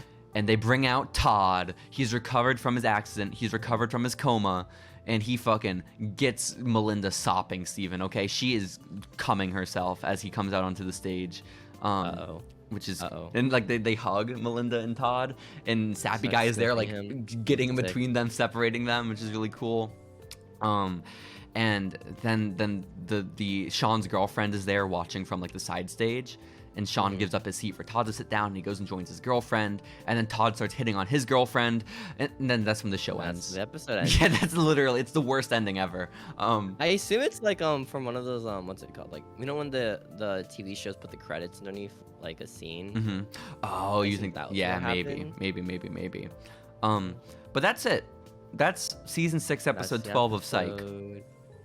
It's pretty alright, I thought. Like, again, fine. I've never seen this show before, and I was pleasantly surprised. I think because I think if I had watched this at the time, and like I had emotional connection to Psych, this would be like a very good comfort show. You know, just like turn your mind off TV where you turn it on. Honestly, it just seems like one of those shows you just put on in the background. Or Yeah. I wish I could. Weird because it's a mystery show. Yeah. Well, like I assume they want you to solve the mystery. I think even right? if you 'Cause follow that's the what plot, the psychic visions are. Even if you follow the plot, it makes no sense, Steven. There are so many plot holes. The man is a psychic. What do you mean? But he's only psychic sometimes. Like he psychics evidence, bro. But like all the important stuff that can happen. He's the shittiest psychic possible because like he just has to wait for these revelations to occur. He just has to hope that I don't get it. Pop up. Yeah. All luck. Yeah, exactly. But it's just dumb. There's so many loose ends that they never tied up either. You know, like Steven, I don't understand it. But it's a cute little show. We watched it because of The Miz, and The Miz simply every Wednesday night on the USA Network. Well, The Miz is on every Monday night on the USA Network. But like, what the fuck? Why? The source that I found that told me The Miz was on this said he was starring in this episode of Psych. He was not starring. He had 2 scenes, you know, where he said puds and then he killed himself. That was it. I love that scene where he killed himself. That was great. And I had to watch this thing twice. I had to watch this goddamn episode twice. One, so I could just watch it and like enjoy it all, and another time to take these stupid ass notes. But I just spent so much watching this show. Fuck. It's on you, honestly. I guess so. But like, Burton. Did you see the pineapple at least? The pineapple? Yeah, the pineapple. Every episode of Psych has a pineapple in it. Did you find it? No, but I assume it was probably just like in the backyard. Right? Maybe. I assume it would be on like a table of the kitchen. But you're asking me if I found it and you didn't even find it? No, I didn't find it. I tried looking for it, but then I just kind of gave up. We're gonna have to do another watch right along. Now. Psych season 6 pineapple. We will finally know when this pineapple is. Okay, season 6 Psych pineapple. All right, what episode is 12, right? I don't. Yes. Okay, it's episode 12, starring Mark the Miz Mizanin. Okay, let's see. The pineapple. Okay. Was in this scene where Sean was like, "Yo, what's your body count, girl?" Oh, at their fancy dinner. Okay, that makes sense. Wow, Steven. So, do you have any other takeaways from Psych season 12 or season 6 episode 12? I didn't really gain anything from this show. No. I liked it. I thought it was funny. Yeah. Not funny, just like I don't know, because the thing about comedy is like every joke won't land, you know? Like only like if they make 20 jokes, you probably get like 2 laughs out of it. It's a show from 2012 that appeals to like 30 and 40-year-olds, like in that period of time. You know, we were preteens or just when it came out. I assume it's like the comedy you see on like The Office, like post Michael Scott or Steve Carell leaving. Kind of like that humor. It's bad is the point.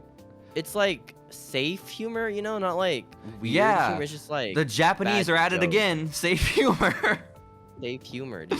No, it's not like experimental humor, you know, where it's like really edgy and stupid. No, I understand. humor, of course. Well, the bad humor. Again, the thing is, the show was designed for 30, 40 somethings 10 years ago, again, when we were preteens, and now we are still not even in that demographic. We are early 20s. Apparently, the movies, there's like 4 movies, by the way, for Psych. That's so it's awesome. pretty But successful the point franchise. is, we are early for them. 20s and watching this 10 years later.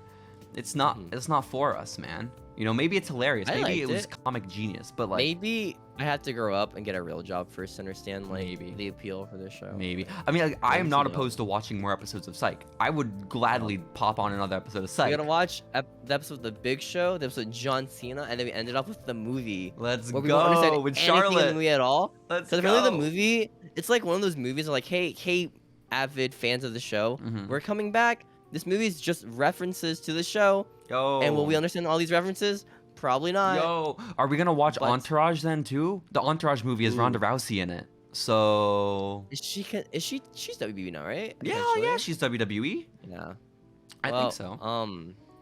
Anything else you want to say about the movie or the show? Not the movie. I can't You wait watched the movie. To watch I watched more the show. episodes of Psych. Again, It I depends think on the random generator, dude. I could make this a comfort show for myself. You know, I could easily be like, okay, yeah, I'm bored right now. I need to fucking not do anything. Let me I think I watch need more some comfort Psych. shows. I think the problem with me watching TV is like most of the time I binge watch everything, you know. But like today it's like Binge like, I don't watching know. Psych sounds like the most torturous experience ever, Steve. That sounds fucking horrible. Okay. I remember I binged The Office, right? It was like, oh, that's pretty funny. And then like after like season 4, it's like, oh, fuck this shit, dude. That's Fuck awesome. another episode of fucking The Office, dude. That's so cool. Don't want to see this, man. You can't. Sitcoms are hard to do that with, you know. Unless they're like Yeah. It's Always Sunny. I could binge in a heartbeat, you know. I think It's Always Sunny is good because like a lot of episodes are different. Yeah. But Super Psych is like a formula, you know, where it's like, yeah, we have Sean. He's looking around. He's doing wacky Sean antics, you know, and he's going around. He sees evidence. It's gonna flash, and then boom, all the evidence. Would it come in handy? I don't. Probably not, because like the evidence that was in handy for this episode wasn't flashed in front of your face. It was just kind of there in a scene. Would you like to just get rid of Following Lucha and make this a Psych podcast? Following Psych. We Following call it the Psych. Pineapple Cast. Following the Pineapple, pineapple. that's what we call it. Following the Following pineapple. the pineapple. Yo. That's a good one. That's a good one. That is pretty good. And like, you know how we have the Lucha mask right there? We could just have a Yeah. pineapple Turn it into instead. a pineapple. Yeah. Make That'd a be pineapple in a awesome. lucha mask. That'd be so Good for cool. him. So Steven, I think it is about time that we hop into the week of in professional wrestling. Because again, guys, in case you forgot, this is a pro wrestling podcast. No way. What happened this week on wrestling then? Yeah, man? so we're gonna do the week of for when this episode of Psych came out. So March 14th, 2012. Let's go ahead and you get know what to did it. happen this week? No, we have to do our brow. The Miz. Hold The Miz, on, man. hold on. The Miz.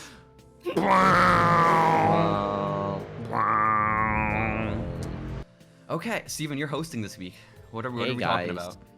Welcome to this week of the Psych episode coming out. So before this episode aired on TV, after Monday Night Raw ended, I assume. I don't remember if this actually happened or not. But there was a trailer for this episode. Yo. It said guest starring The Miz. The Miz. That's it. That's what happened this week. So actually, Steven, what happened this week is The Miz, of course, guest star on Psych. He had a match with CM Punk on Raw. And the special guest ring announcer for the episode was James Roday. Sean himself, the psychic Oh my investigator. gosh. I know. No freaking way. Did he psychic his way into the ring? You know what? I didn't watch, unfortunately. You think his psychic powers like activated in the arena? Just all this evidence just Ooh. flashing at him. That's such a. You think he's a method actor, Steven? Like he's there at I Raw think and he's so. just staying I think in he's character. an actual. I think he's actual. Didn't they stay in character for it? I don't know. I feel like they did, right? There's no way he stayed in character. Do they do that for like some like guest stars where they do like stay in character What do you mean? for their role? Like on Raw, right? Like whenever they're like a celebrity, like sometimes they stay like in character for that. I mean, I think, right? I I'm guess misremembering Raw. so. I guess, but it's hard to stay in character as a fucking psychic investigator. Like, Well, he's just wacky dude, you know. You know what? But he's probably wacky dude in real life. Character. You know. James Is he Roday, wacky funny in real guy. life? I Funny don't guy. know. Funny guy. He might be really serious and brooding. But again, The Miz at this time was doing nothing with his career, and so he simply taps out to the Anaconda Vice. Aw. Yeah, which Poor is a little Miz. sad. Like he was legit only on the show to promote Psych, which is very unfortunate. And this is probably like, what's it called? This is probably Summer Punk, right? Or did that not happen No, yet? this is pre. Well, no. Was it pre? I think it's pre-Summer of Punk by like just a little. No, it can't be like pre-Summer Summer Punk. Punk. It says post-Summer of Punk because he's about to fight Jericho at WrestleMania. Because after he beats The Miz, Jericho pops up on the Titantron, and I remember this promo vividly from like watching it as a kid. It's the one where Jericho's like, Punk, I know the reason that you're straight edge. I know the reason that you don't drink alcohol, you don't do drugs, and it's because your dad was a junkie, and you don't want to be like him. You don't want to be a failure just like him. That shoot? I don't know. Yeah, his dad was legit. Okay. Yeah, which kind of fucked up, but I remember this like very vividly, being like, oh shit, that's so sad, and I felt so bad for Punk, awesome. which was the point. I was supposed to feel bad for Punk, and I did. But I don't remember that being the crux of that story. I don't remember Jericho being upset that Punk is straight edge, you know? I thought he was just mad at Punk for just not drinking beer. Oh, that's cool. That's cool. That's what I thought. I don't remember 2012 wrestling that much. I'm gonna be honest. That would have been a great story for him and Stone Cold. You know, Stone Cold just promoting Broken Skull IPA. Hey Punk, I'm gonna fucking make you drink some beer. And Punk's like, Hell no, yeah. I don't want that. I don't want to drink beer. Damn, what a great story. That's storytelling, Steven, honestly. It is. But huge appearance from James Roday. So exciting. Why didn't they have Burton? Why didn't the black dude show up? Like, why couldn't they brought him in? He was in a John Cena segment. He was? Yeah. What like did he a do with backstage John? Segment. Probably some stupid joke where John was like, "Hey, you're the guy from Psych, right?" And the guy's like, "Yeah, I'm from Psych." And John's like, "That's pretty cool." And then that's probably it, legit. Oh, that's kind of lame. So it's probably legit it because they do that a lot, you know. Or it's like, "You're that guy from the TV show who's guest hosting this week." The thing is, like, And the guy's like, "That's me, John Cena." Yep. You'd usually play off like maybe one of his character traits from the show, you know. Uh-huh. But Burton literally has 0 character traits. He is just the foil We for the don't- psychic. Do we know? Cause like maybe he's interesting in this show. Like season 28, you know? I don't know. He goes up to him, "How's the wife doing?" And he winks at How's the him. wife, girl? That'd be cool. That'd be pretty cool. Yeah. So yeah, but the Miz loses to Punk is the point. Also, Steven, I was looking at the news from this period of time, this week in wrestling of March 14th, 2012, and What happened this week? Doug Furnas. We have a lot of tragic stories this week. It's gonna be really dark. I'm sorry, but This is a dark week for wrestling? Yeah. People just dying? Doug Furnas has passed away. Do you know who Doug Furnas is, Steven? No idea. Who is this Doug No, Furnas? Is that his he's- shoot name? Is that his wrestling name? You know, I think it might be both. I'm not too certain though. But he's like Okay. legitimately one of my favorite tag team wrestlers ever. He was in the Can-Am Express in like WWF in like 1996, 97. And Oh, the era I didn't watch. 'cause I before wasn't that, he was alive, in like yeah. AJPW or whatever. Mhm. But he's so good. He's so goddamn good. But he has died of heart disease at the age of 50, Aw. which is very sad. Rest in peace, Doug Furnas. He's like, they're so good. They're like the Revival, but not the Revival, you know? Well, the Revival thing is like, it's modern. Yeah. So I don't know. Wasn't that... When did old school wrestling like die out? I mean, You know? probably like 94, 95, right? Okay. I think. I don't I don't know. really know. I have no clue. I'm not this historian that I claim to be. Why do you claim to be this, you fraud, I just want people to think I'm cool. fraudulent man? You know, there's nothing cooler for a person It's a good party trick. than to just have You at a party? Hey, babe, you know what happened in 97 of WrestleMania, guys? being able to list every match of every WrestleMania is really my greatest ability, and it impresses many women, as you would imagine, Steven. It really does. You want to quiz me on that right now? Yeah. Yeah, quiz me on What it. match happened in 97 WrestleMania opening card? What do you mean opening card? The opening match, not the pre-show. I don't know if pre-shows existed yet, but the actual match, The actual. the opening one, the first one on TV. My gosh, it's such a good question. There's so many options. Who was it? There's so many options of the opener. There's Stone Cold, maybe. Well, I Stone don't Cold know. fought Bret Hart in the Iron Man match. Uh, That wasn't that might have opened the WrestleMania. I think. that didn't open.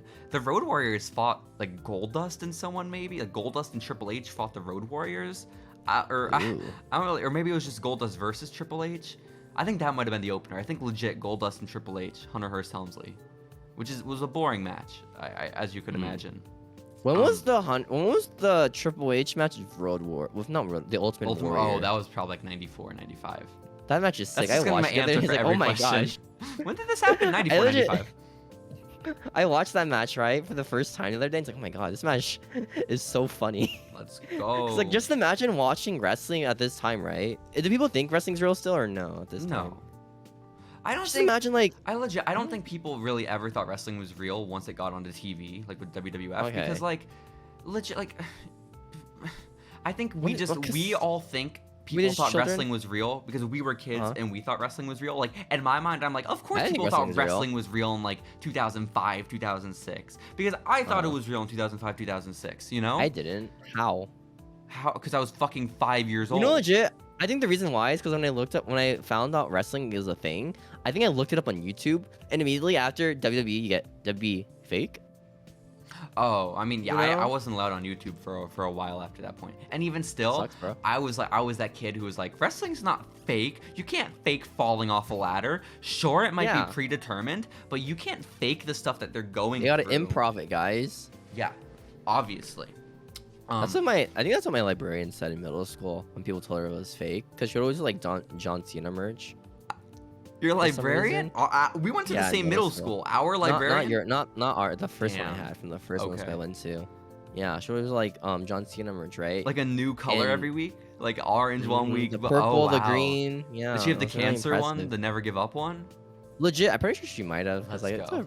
that's a pretty like important one to get, right? A Or John sorry, Cena merch. Rise Above Hate. Rise Above Hate is what it said. And I think that was like bullying. Oh. The breast Is there cancer an one Austin was pink. Speaks John Cena shirt where it's like light blue? Maybe? It's a pretty bad company, you know. But I don't sew Susan G. Komen, but you know, yeah, that's fair. we still got the pink Cena shirt. So The pink librarian. is marketable though, you know. But what was the librarian telling you? Oh no, she didn't. I'm pretty sure like, yo, it's not fake, guys. I can prove why. It's because it's predetermined, and they actually get hurt. Yeah, it's not fake, guys. It's not. Stop telling me it's fake. You know, that's a pretty good Kids. argument. Like she's not Kids wrong. in middle school, stop telling me it's fake. I'm tired of hearing every week that it's fake because I wear John Cena merch, guys. Honestly. So, yeah, well, shout out to your librarian, Steven. Maybe we can get her on the Yeah. podcast. You think so?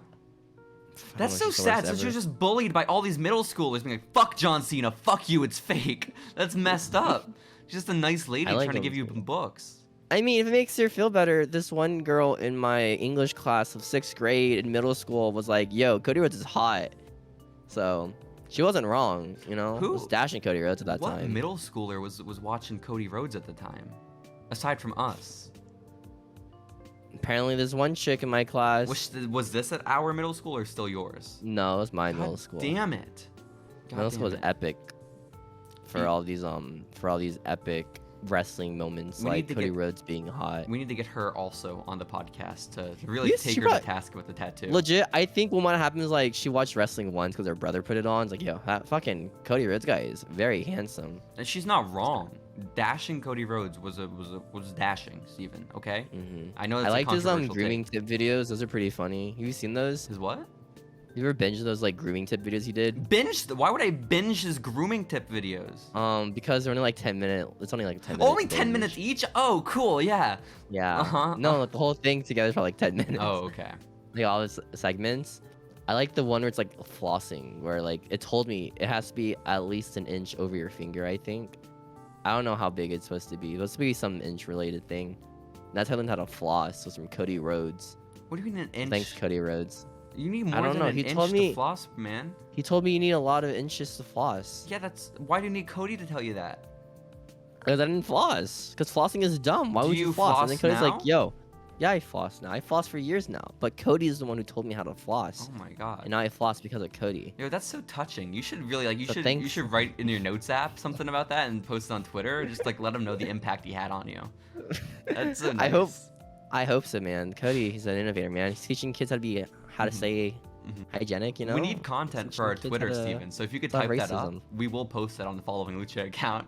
Thank you yeah. so much, Cody Rhodes, for teaching me to floss from a young age. You can tell a story about like how like maybe I your loved him. grandpa died from like gingivitis, you know? Yeah. Yeah, I think so. See, so. Cody, I was watching SmackDown once in 2011, and I was really depressed because my dad died from gingivitis. I was 17 years old and I was binging your grooming tips. But then cool. I remember back. Wait a minute. Back then, I used to watch these Cody Rhodes videos of segments. Was it of him being dashing, and like shitting on me for being ugly? Hell But yeah. he would make these tips on how to be pretty, and I started doing what he told me to do, like flossing, Hell yeah. shaving. Mm-hmm. It's like, wow, By the way, I could be like Cody Rhodes. I knew this 12-year-old who thought you were really hot. You know, that just boosts his ego a little bit too. Wait, is that the reason, Steven? Did you see the girl? She was like, oh, Cody Rhodes is hot. And then you were like, oh, I got to be like Cody Rhodes then. I want her to think I'm hot. And that's why you I started got Cody flossing? Rhodes. I gotta get this middle schooler to get on me, bro. You do. Heck yeah. Yeah, I thought so. I liked Cody back then. Yeah, so Doug Furnace is dead. Is the Yeah. And again, more tragic news. This is a weird. I was debating whether or not I even put this on the list, but it's a big story I remember from the time. But TMZ has just reported that Karma, Awesome Kong's daughter, her baby, did not survive birth. Uh-oh. Yeah, I remember this. I guess she was pregnant all throughout 2011. Was she wrestling then? And she was wrestling she debuted in 2011. She debuted in like May of that year, I think. But she was supposed to have her baby on December 31st, and then when she had the baby, it wasn't alive. You know, that's how that works. The wrestling. Poor Karma, because they were building her up too, right? Well, to be like this monster. The weirdest career ever, because she had all those creepy vignettes with the dolls and the cackling and the screaming, you know, like that, and that shit terrified me when I was little. Yeah. And then she debuted, awesome. like those ran for a few weeks. She debuted in May, and she started harassing Michelle McCool, who was the women's champion, right? Makes sense. And She's then the face here. She spent like the next month just beating up all the women in the roster. Still with like focusing on Michelle, being like, Michelle, I'm coming for you, bitch. And then Wanna get you.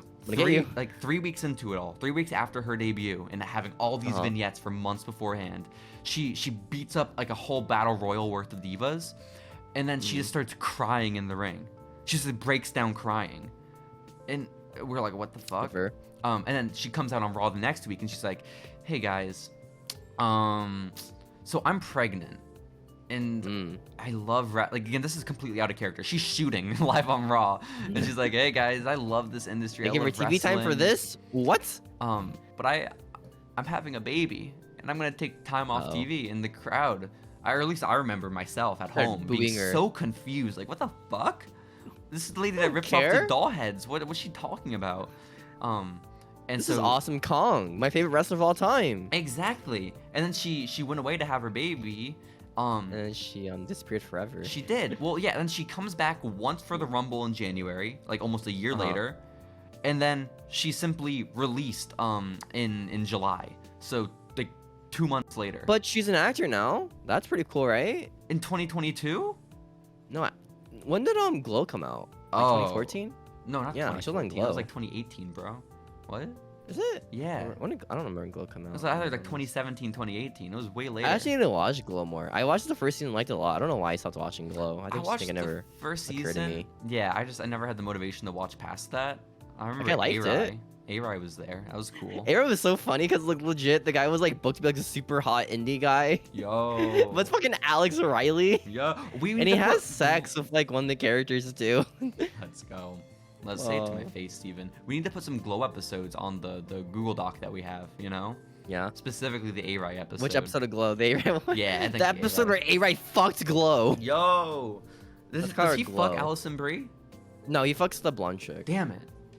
Yeah. That sucks. Allison Brie fucks the blonde chick's husband and I remember gets this. pregnant. This is like in the opening scene though. That's fucking crazy. Dude, it's crazy. I watched the show in high school and like in like one of my classes, right? The first thing I see, Allison Brie's tits. I'm like, shit, I'm like, gotta cover my phone real quick. Yo, let's go. It's like when I watched Game of Thrones once at the airport. It's like, oh, I shouldn't do that. There are people around. I'm seeing titties on my screen. You're fine, awful. Man. You're fine. No, I wasn't. Because, like, the guy next to me looked at me like, dude, you're 12. Why the fuck are you watching these titties? That is a bit of a concern. I mean, you bring... It's like I'm watching Game of Thrones. I guess so. You know what? You bring up a good point. Good old Game of Thrones. You bring up a great point, Steven. But yeah, no. Karma, it reveals that like her baby did not survive birth, and then she is released a couple months later, which is in my mind, Great. that's kind of fucked, right? Like, I mean, they should get paid. Like, was it like a contract ending, or is it like, all right, they paid off all her money for the contract, now she's gone? it said that she was released. So I don't think generally they call it a release when your contract expires. That's just like your Okay, contract so I assume ran she got out. paid out, right? Then maybe. Well, I mean, I don't know. no, because they're independent contractors. Oh, you're right. So- They are. Yeah. That's how they get away with it. But they also have insurance sometimes. Sometimes they don't have insurance. Sometimes they do have insurance. I don't know. It's really confusing. Steven, but and more happy news and more exciting news from back in 2012. Uh-huh. TMZ has released another report about wrestling.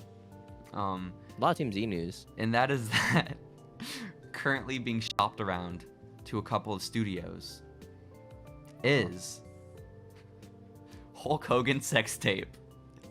Is this the one where like he got outed for being racist? So the full sex tape isn't out yet, but there are rumors going Sick. around that You ever seen someone it? is shopping it. Yes, are shopping it around to a few different porn studios. And only one clip has emerged so far, and you can see the Hulkster with a brunette woman laid out on the bed. And this is before everyone knew it was Bubba the Love Sponge's wife. So like there Oh was my speculation gosh. about who it was. Everyone was freaking out about Who is the... this brunette woman with the Hulkster, brother? Exactly. It's just like this really grainy footage of Hulk and his fucking cock. It's awesome. Which, The Hulk cock. How old is Hulk in this? oh god, because In his it was 50s, from I think, even right? earlier. Like the sex tape I was don't from know, I think I early actually don't know. 2000s. So How old is Hulk Hogan? I don't know. I legit never man. know because he looks so old in the 80s, you know? Doesn't age. He doesn't age. But I just Not in I'm the good way. so happy that this I can say, sucks his privacy was invaded, of course. But just there's so many great things happened as a result of this, you know. Well, this like started the whole racism thing. Well, yeah, which is he was crazy. outed as a racist. You know, that's probably for the best. He destroyed Gawker, which is pretty cool. The guy TMZ solved racism, man. It's insane. TMZ solved racism. Gawker was destroyed. The freedom of speech was fucked up by this, which is really cool. Well, it got worse after the fappening, but that's not wrestling related. Well, there are wrestlers in the Many a fappening, wrestler, yeah. like. But Drew also Gulak. too, we now know legally, Hulk Hogan, not Terry Bollea, Hulk Hogan, by law, has a thermos-sized penis, which is really cool. Really impressive. Yeah, I certainly the think Hulkster. so. Honestly.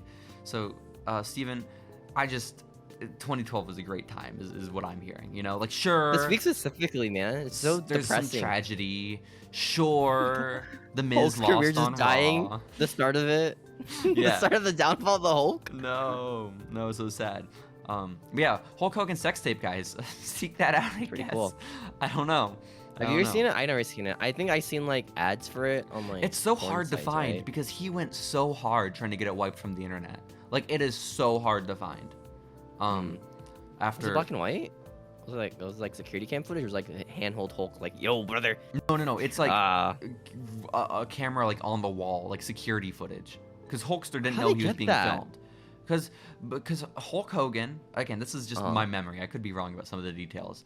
But Hulk Hogan had just been divorced. His daughter started dating a black dude. He's going through a tough time. And so he's like, Bubba. Was this TNA Hulk or TNA Brooke Hogan? I think maybe pre. Remember when she was on TNA? Do you remember that? Yeah. People hated it. I remember Hogan Knows Best as well. Hogan Knows Best was awesome. I Remember used that to Hulk legit Hogan watch that with my wrestling game dad. on the Connect? No, I don't. There. But Steven, Hulk Hogan is Yeah? like, I'm going through this tough time. So many bad things are happening to me. The divorce, the daughter thing. And he goes to his best friend. He turns to Bubba the Love Sponge, who's a radio personality in Florida, okay? And he's like, Bubba, things are really hard for me right now. And Bubba's like, Hulk, I got just the cure. Do you want to fuck my wife? And Hulk was like, Fair. yeah, I think I do. And Bubba just filmed him without Hulk knowing. So Why is Bubba such a cuck? Was this like the plan? Like to use his wife to out Hulk? I think the plan may have been to release. I don't know if that's confirmed, but like. But why would you cuck yourself in the process? Well, I think he might just be a cuck in general, you know. Why are there so many cucks in wrestling? Why not? Well, Bubba the Love Sponge Maybe that's isn't why a it's a- wrestling personality. Bubba the Love Sponge is radio guy. Oh, You know. guess, yeah. He's I assume it was wrestling peripherally related. involved in wrestling. But yeah, Hulk Hogan has a sex tape. But the reason it's so hard to find, I think, is because Gawker legit, they had to shut down. Like, they were ruined by the lawsuit because they published the documentary. Not documentary. Not poor Gawker. poor Gawker. Poor Gawker, dude. But they published it. But Peter Thiel, the guy who like founded PayPal like with Elon Musk, he had so much money and he was so pissed at Gawker because they outed him as gay like a few years beforehand. He was so pissed. He was like, I'm gonna give Hulk Hogan millions of dollars to destroy Gawker. And so that's so random. He this funded, random like PayPal dude is like, yo, Hulkster, I know like your sex tape got leaked, but like here's a couple $1 million. One of the richest men on earth is like, hey Hulkster, I'm going to fund your entire legal case. And that's so in weird. reality, well, what did he gain from that? He got Gawker shut down. His hatred against Gawker. Exactly. Oh, yeah. But in reality, Gawker was well within their rights, right? Like they simply published like the sex tape. Right? I think they linked to it or something like that from their side. Or maybe they didn't link to it. Maybe they can't really show sex tapes, right? They can just say they that can happened. show sex tapes. Yeah, they can absolutely show a sex tape. Yeah, if they want to. Okay. Because they're not the ones who released it. Again, I think they're just publishing. They're just reposting it. They're retweeting the sex. Exactly, essentially, but like on their site, like natively, and for clicks. But again, like this is already like the video's out there. They're not the ones like putting it out, right? They're again just kind of promoting it essentially, and it's fucked up because they're doing that, and it's already out for the public, right? And theoretically, they're journalism. It's shitty journalism because it's gossipy, it's harmful, it's all that kind of stuff. That's the best journalism. Exactly. The one that gets clicks. Exactly, but they go after them and they're like, actually, it was an invasion of privacy. And then Gawker was like, no, we're just publishers. Like, this was newsworthy. It was of the public's interest to see Hulk Hogan's thermos-sized penis. And Hulk was like, no, it wasn't. It was private. And basically, Gawker should have won by all means, but the other Peter Thiel had so much money, billionaire money. Exactly. So they just ran them dry essentially to where Gawker couldn't defend themselves anymore. Like, didn't have the money to do it. So they lost, and then free speech took a massive hit. So that's cool. Good for the Hulkster, man. He won. Yeah, honestly. But he also lost in life, like after this case. Oh yeah, things did not go well afterwards. Like he got outed as a racist. A little bit. It's like every like black wrestler just hates him now. A little bit. On the main roster. So whenever like he goes to like guest host on Raw or something, he just has to apologize to every black wrestler ever. That's so fun. It's kind of bit. That's so fun. But Steven, also around the time that Hulk Hogan's sex tape was rumored to be coming out, in TNA news, Eric Young has just become one half of the Knockouts Tag Team Champions. Oh, good for Young. Yeah, he and ODB won the titles from Gail they were Kim dating. That's the story, right? And Madison Rain. They were boyfriend, girlfriend. Yeah. And then Eric Young was so excited after they won the titles, he proposes to ODB.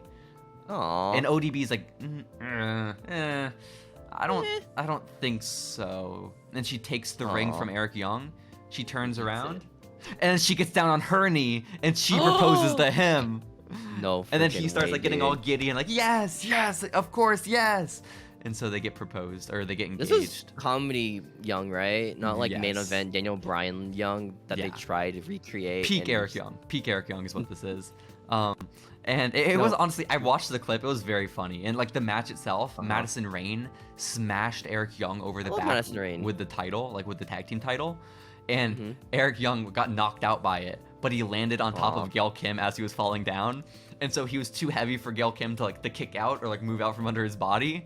And so knocked Eric out Young's so heavy. Unconscious Eric Young, fat ass Eric Young, pins Gail Kim and wins the titles, it was good. That's so great because Gail Kim was like their main event like woman wrestler. Hell yeah. Well, she lost, and then ODB and Eric Young proceeded to have a live sex celebration after they got engaged, which is cool. It's great. Yeah, I think so. This peak Eric Young. Yeah, I think so. By the way, Santino Marella over on SmackDown just won the U.S. title from Jack Swagger in a steel cage match. Did he escape? I don't know. I have to imagine, right? He didn't pin Jack Swagger people actually clean. Escape? Do people escape the steel cage? Because I feel like no one's escaped to win in a while for a steel cage match.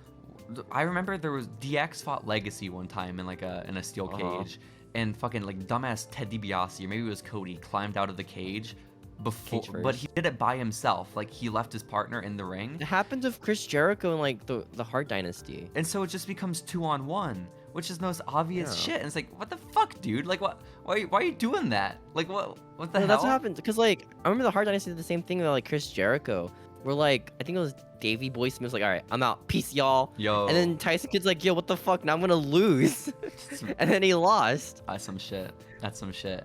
But Santino, I didn't watch the match. I couldn't be fucked. I don't want to watch Santino Marella versus Jack Great. Swagger. Actually, I apologize. It was a great match. But He he missed out on a classic. I really did. I saw Vicky Guerrero and Dolph Ziggler were there for some reason. Oh yeah, weren't they in a team? Jack I feel like and- Dolph Ziggler and Jack Swagger get teamed up like every 5 years. That's so sad. That's so sad. Is that something we have to look forward to in 2023? Because that'd be Yeah. fun. That'd be fun. And then I have one last news story from 2012, Steven. And that is on Raw of this week. And I remember this also. I remember this episode of Raw, I guess, pretty vividly with the Jericho Punk stuff. But just 1 week prior, Eve Torres was caught kissing John Cena live on gosh. Raw. And so this week, Zack Ryder my saw her, God. right? But he didn't say anything, right? Or maybe he said, "Are you serious, bro?" But this week, he goes and confronts Eve about it. And he's like, "Eve, what the fuck? I thought we had a thing. I thought, like, you were my hostie." And she was like, "Zach, I think I just want to be friends with benefits." And then she walks away. But I assume most wrestlers are friends with benefits. you think so? I assume. I mean, that's pretty cool. That's pretty cool. But yeah, Eve is like, "Hey, I just want to fuck Zach," which, like, that's not a bad deal. Like, I want, yes, Zach. Eve, please. The guy just wants the date, and he's like, "No, I just want to fuck you, dude. God. I'm sorry." Before AJ Lee showed up, Eve was my girl, Steven, okay? That was your girl. She was my girl. Twerk. She's still my girl. Salted. Hmm? Sure, she twerked before she moonsaulted. Yo, that's pretty That was her sick. thing. That's pretty That was her badass. thing, right? I think so. Oh, I can sort of picture that. Yeah. I remember she has like blue, like this bright blue gear. Do you remember the bright blue gear? I like the I bright remember blue those gear. were great. Yeah. Was Eve Torres champion? Huh? Was Eve Torres ever like W champion? Yeah, well, Like, she wasn't Divas champion? world champ, but she was Divas champ. Yeah. Yeah, I mean, it's she was the same definitely thing, right? Divas For the champ. women. No. The Divas champ is like the world title for women, right? No, it was the Divas. Or was it the women's Championship. title? Maybe the women's title is more like it. Divas Championship was its own thing, you know? Was Divas like the mid card title for the women? No, it was definitely their main title, but it Oh, wasn't the world title, you know? wasn't a world title. It was just. You can have Yeah. it. Here you go. You can have it for a bit. You can borrow it, man. You just give it back, all right? I think so. Come on, we kind of need the title for AJ Lee for like 400 million Then days. it became a but, world title. When AJ got it, world title, okay? Yeah. Yeah, I think so. I think Then so. she lost in 12 seconds. Shut It was up. awesome. It was awesome. It was Shut up. awesome, dude. And then Paige got it. I don't know what happened then. My memory kind of blurs after that. I think Nikki got it, and then Charlotte was the last one. Charlotte won it. in No, that no, triple AJ threat. beat Paige. Right? No, Paige beat AJ, I thought. No, and then AJ beat Paige after that. Oh, I don't know, man. I And don't then know. Nikki won it. And then Charlotte got it, and then it died. I don't know. I just Very prestigious title. remember AJ Lee dancing with Matt Stryker, okay?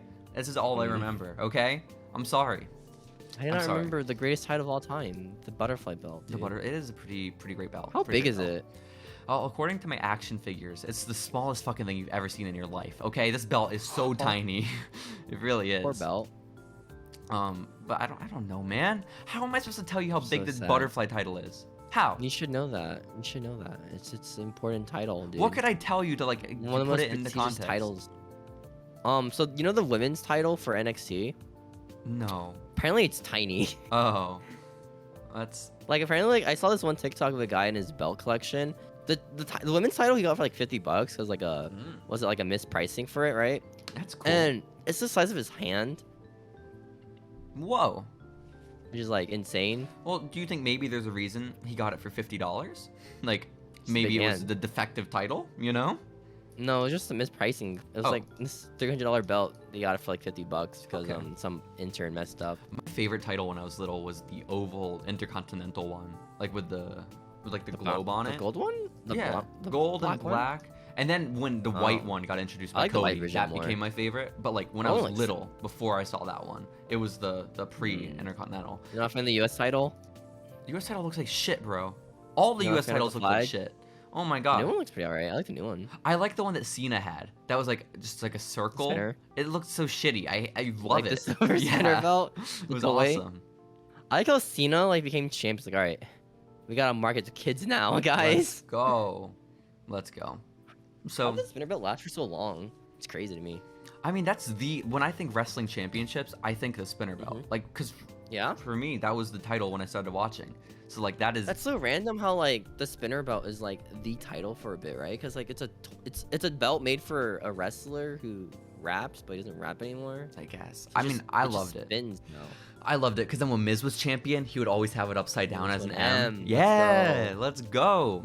So We need to get. Was Big E ever champion for that time? He would have made it to an E. He would have been sick. yo, you're so right. You know Right, he Big wasn't E. champion for that time. You know, it's a miracle he was So- champion in like last year. It's a fucking miracle, Steven. That's a great run. So I think it's about time though we switch over to our current events in the world of wrestling. Steven, you okay with that? Oh. Uh-oh. What are you doing on your Uh-oh. computer? I see that shit in your glasses. Just looking at Eve Torres. Yo, I'm okay with that. I'm okay with that, honestly. Eve Torres. I'm okay with that. Yeah, let's get to it, Steven. Okay.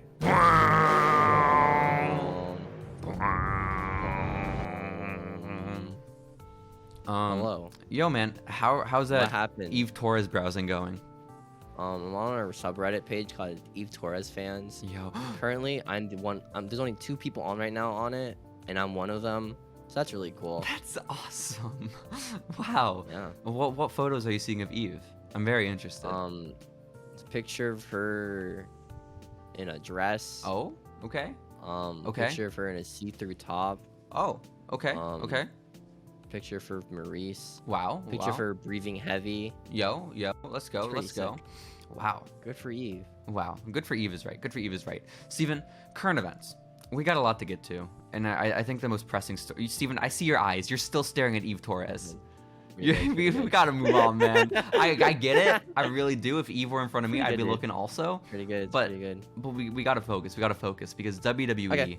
announced just the other day that there have been, I think it's 10 new releases in total from the NXT Oh my brand. gosh. I know, it's That's a lot. crazy. It's crazy. I didn't write them all down, but I wrote down the ones that I knew the names of. So The ref? I don't know you can release refs. who? I'm gonna be honest. What ref got released? The girl, the blonde girl one. I didn't even know there was. Wait, Jessica Carr? Yeah. The main one on the main roster. I think maybe it's the NXT one. I don't know. They all look the same. Why to me, was to be Jessica honest. Carr released? She's so good.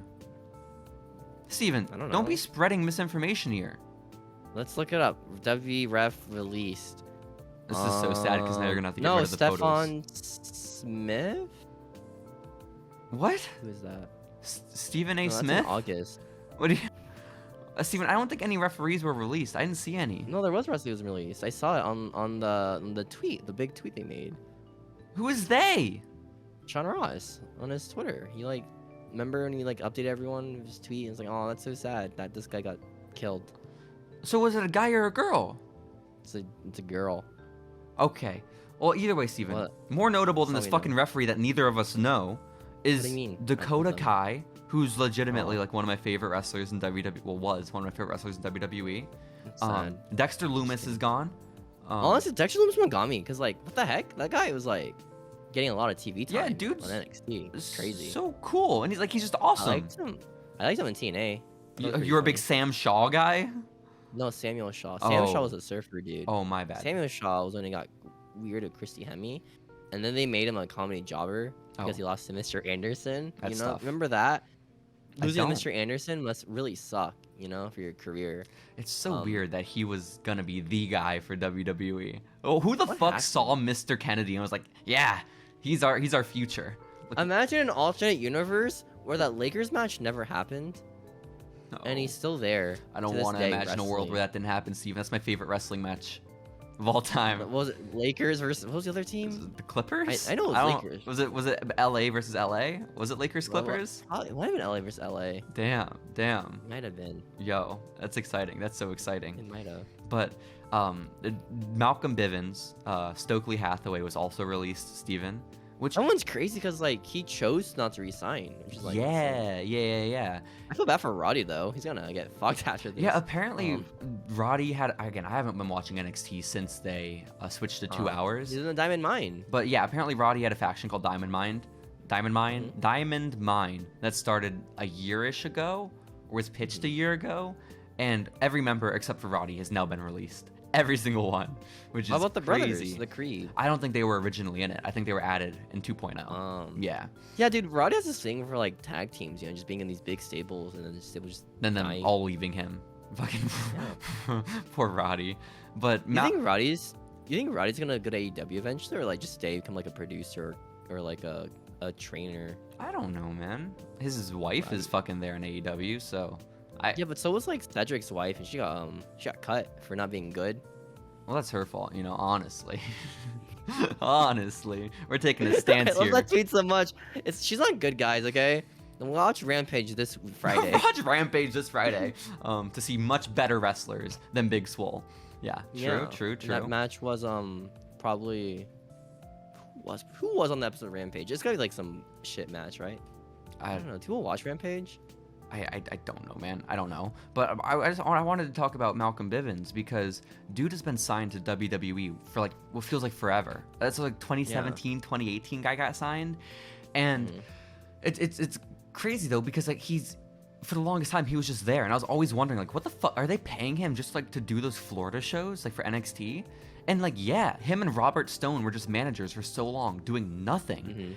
And then I guess when I stopped watching NXT is when he finally debuted, and now he's just gone. Like what the fuck? Now he's doing live comedy shows, so good on him.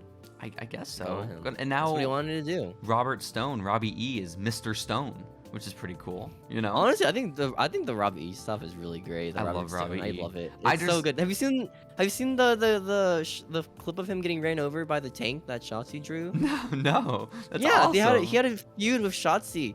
Where he was, I think he was he was managing Noof at the time, right? Yeah. He was managing Noof. Or, Chelsea Green, one of them. And Chelsea, yes. And, like, he just got ran over by he got ran over by Shotzi in a tank. And the next week, he's, like, all, like, depressed and drunk. No. And he has, like, this ties all loose stuff. He looks like an awful guy. It's so great. I hate when he's barefoot. I can't stand when he takes his shoes off. It makes me so upset, okay? We should watch the reality show he was on with Brooke Tessmacher. What reality show? No idea. Maybe The Race. I don't know. Amazing Race? Maybe. That's pretty sick. We can add that to the list too, Steven. Make a list right now. We gotta add these Psych episodes. We gotta add what the fuck else were we just talking about? I swear there was something. Robert. What was his name? Robbie E. He was Zack Ryder Light. Okay. He was what? Who was the other guy? Who was the other guy in that? Rob Terry. What the fuck? Rob Terry. Yeah. There was DJZ. I love DJZ. Hell yeah. You mean Joaquin Wild, Steven? Joaquin Wild. Is that who you are talking about? Or she looks like a horse. It's so true. It's so true. I love them. They're great. I thought they were better than Zack Ryder, man. Because like Zack Ryder was more like an internet thing, Like on TV, Zack Ryder kind of stuck. But yeah, a little bit. But on YouTube, it was pretty sick. Hell yeah. But also, Steven, released alongside Dakota Kai, Dexter Lumis, and Malcolm Bivens is also Persia Perota, who was the girl who was fucking the Duke guy. We talked about that a few weeks ago. Remember there was like a... Oh, she got released? Yeah, she got fired. Why? I don't know, but apparently she's 6 foot tall, which is something I learned today. Which is oh my god, I was watching that segment of like Dexter Lumis segments because like you got released. All right, I'm gonna watch some Dexter Lumis clips. Yeah, as you do. And there's this one segment because Dexter's like 6'2", right? Okay. I looked at this clip. He's sitting right next to the chick. Chick's just the same height as him. Like what the fuck? Indy Hartwell. Oh my god, she's huge. Yeah. Not Indy. Not. Oh well, she's also Indy's very also tall. Yeah. Very handsome woman too. Good for Indy. Honestly. You think she's staying? Indy? I mean, she didn't get released, so. You know what I'm crazy about? How did Roderick survive like 3 waves of releases? Roderick? Why would they release Roderick? Because he gets paid the most, I assume, right? Because that guy's been on for a bit. I assume he gets money from NXT. You know what? They are sending him to NXT UK. Maybe he is a bit redundant. You bring up a good point, Steven. You bring up a good point. But he's on the UK? He was there for like a couple shows, yeah. They sent him to NXT UK. That's the Cassius oh no right there, dude. Let's go. Oh no. But Steven, also the last one I've written down is Harland was also released. Do you remember? No. Like maybe it was a couple years ago at this point. There That's was the that Gacy guy, right? Well, he was with Joe Gacy, but all those photos came out of him with it was just him of Parker Boudreaux was his name, and he looked exactly like Brock Lesnar, like a young Brock Lesnar. And then everyone freaked out, and then he got signed to WWE after doing a photo shoot with Eva Marie. Just that one photo. Exactly. Yeah. Apparently they signed him, and apparently he just never really got that good, which is so sad. Because remember, they had him take photos with Brock Lesnar. Like everyone like hyped him up online, and now he's gone. Poor Harland. Poor Harland. But apparently Guy was signed on just because of a photo was released of him. Damn. Looking jacked. Speaking of jacked, you know what Dexter Speaking was of- like? I seen like apparently Dexter was a bodybuilder. Like I was built, dude, like a tank. Oh my gosh. Hell yeah, he is. You see, he's a good artist too. Like all his Well, cartoons remember, and shit. his art's great. I love his art. Yeah. But remember, I saw him at Samuel Shaw, where he was wearing like a turtle. It wasn't a turtleneck, right? It was like a. Was it a? Dude, I don't know. What was he wearing? He was wearing He was wearing Dexter. You're the clothes. TNA mark, not me. He was wearing Dexter attire before he lost to Mr. Anderson. Yo, that's pretty cool. That's what I pretty remember. cool. He lost to Mr. Anderson. But Steven, the shining light in all of this is that sure, NXT might be releasing some people. That sucks, especially Dakota Kai. That sucks ass. But there were rumors going around that NXT WWE is in talks with Full Sail University to bring NXT back to Full Sail, which Like 2.0 NXT? yeah, 2.0 NXT. Okay. But goddamn, do they need to I do like that? NXT. Because Performance Center sucks ass. Okay. What? Like- You don't like Performance Center? No, I don't like It's so small. It's so small, like the fans are so shit. Like, and again, I barely watch. Maybe I'm not the best person to speak on it, but like, I used to love that Full Sail crowd so much. Like, it was All the so marks sick. And Yeah. college students. Yeah. So I hope they go back there. You know, that'd be pretty cool, right? I like NXT 2.0. I think people who show on NXT 2.0 don't watch NXT What? 2.0. Or NXT and all. Do you think people who show on NXT 2.0 watch NXT in the first Well, place? I hope you don't watch a show you shit on, because what's the point of watching it? You know? Yeah, but have you ever seen the show that you shit on? Have I ever? What am I? Am I shitting on it, or just mean You know, in general? like how do you know it's bad? Like you're just assuming it's bad because people tell you it's bad, and that's what I do guess so. too. You know, I guess so. We I got do the same thing for YouTube though. You movies. know, YouTube tells us. we got our Right. clips. Yeah. Honestly, I don't even watch wrestling. I just watch wrestling clips, dude. Okay. Yeah, I get that. I'm I a get fraud. that. Which I watched one Corey Jade's wrestling on it. clip That's what I like. on the WWE YouTube channel, Steven, and that is that Mustafa Ali is back on Monday Night Raw. Dude, I remember watching that live, and I heard his themes like, oh, this theme sucks, dude. Why the fuck were you watching Raw live? Well, so I was playing like I think I was doing a board game. I was like, all right, I'm just put my phone and just put in the background, and Who are you I just playing heard a his board theme. game with? my family. Who else would I play with? Yourself, as you've done before. I mean, that's also true. What board game did you play with your family? I think Gloomhaven, dude. You ever played Gloomhaven before? No. Who won? It's not a winning game. It's like a story game. And you played Like, this with your parents and your sister. Yeah. You know? I can see my Not? family playing board games. I can't see your family No. playing board games. Dude, it's because you're white. That's why, dude. Do you have Yeah. you just bring up a racist. really great point. It's Do you? racist. Yep, that's it. Do you? That's so weird. I can't picture you guys. Like, do you have a board game night as a family? No, it's just the thing we do every like 20 decades, you know? Oh, okay. Happens. And you were Okay. like, oh yeah, this is really great family time. Let me flip on Raw. Yep. Okay, fair enough. Yep. But you're right. The theme Agree. song sucks ass. I was hoping for it. I was You waiting like for it. I'ma go hard. I'ma go hard. He's gonna go hard, I'ma dude. go hard. Have you ever heard of Eddie Kingston's theme? I was listening to Eddie Kingston's theme the other day. Look, like the chorus goes, the chorus, IK. I came. IK. That's That's the it. chorus of his song. It's IK. I came. I came. That's awesome. Oh my god. It's like a really soft voice. I came. It's like I came. came. I came. for Eddie Kingston. Yeah, Eddie Kingston's theme. Yeah, his There's no AEW way it one. is.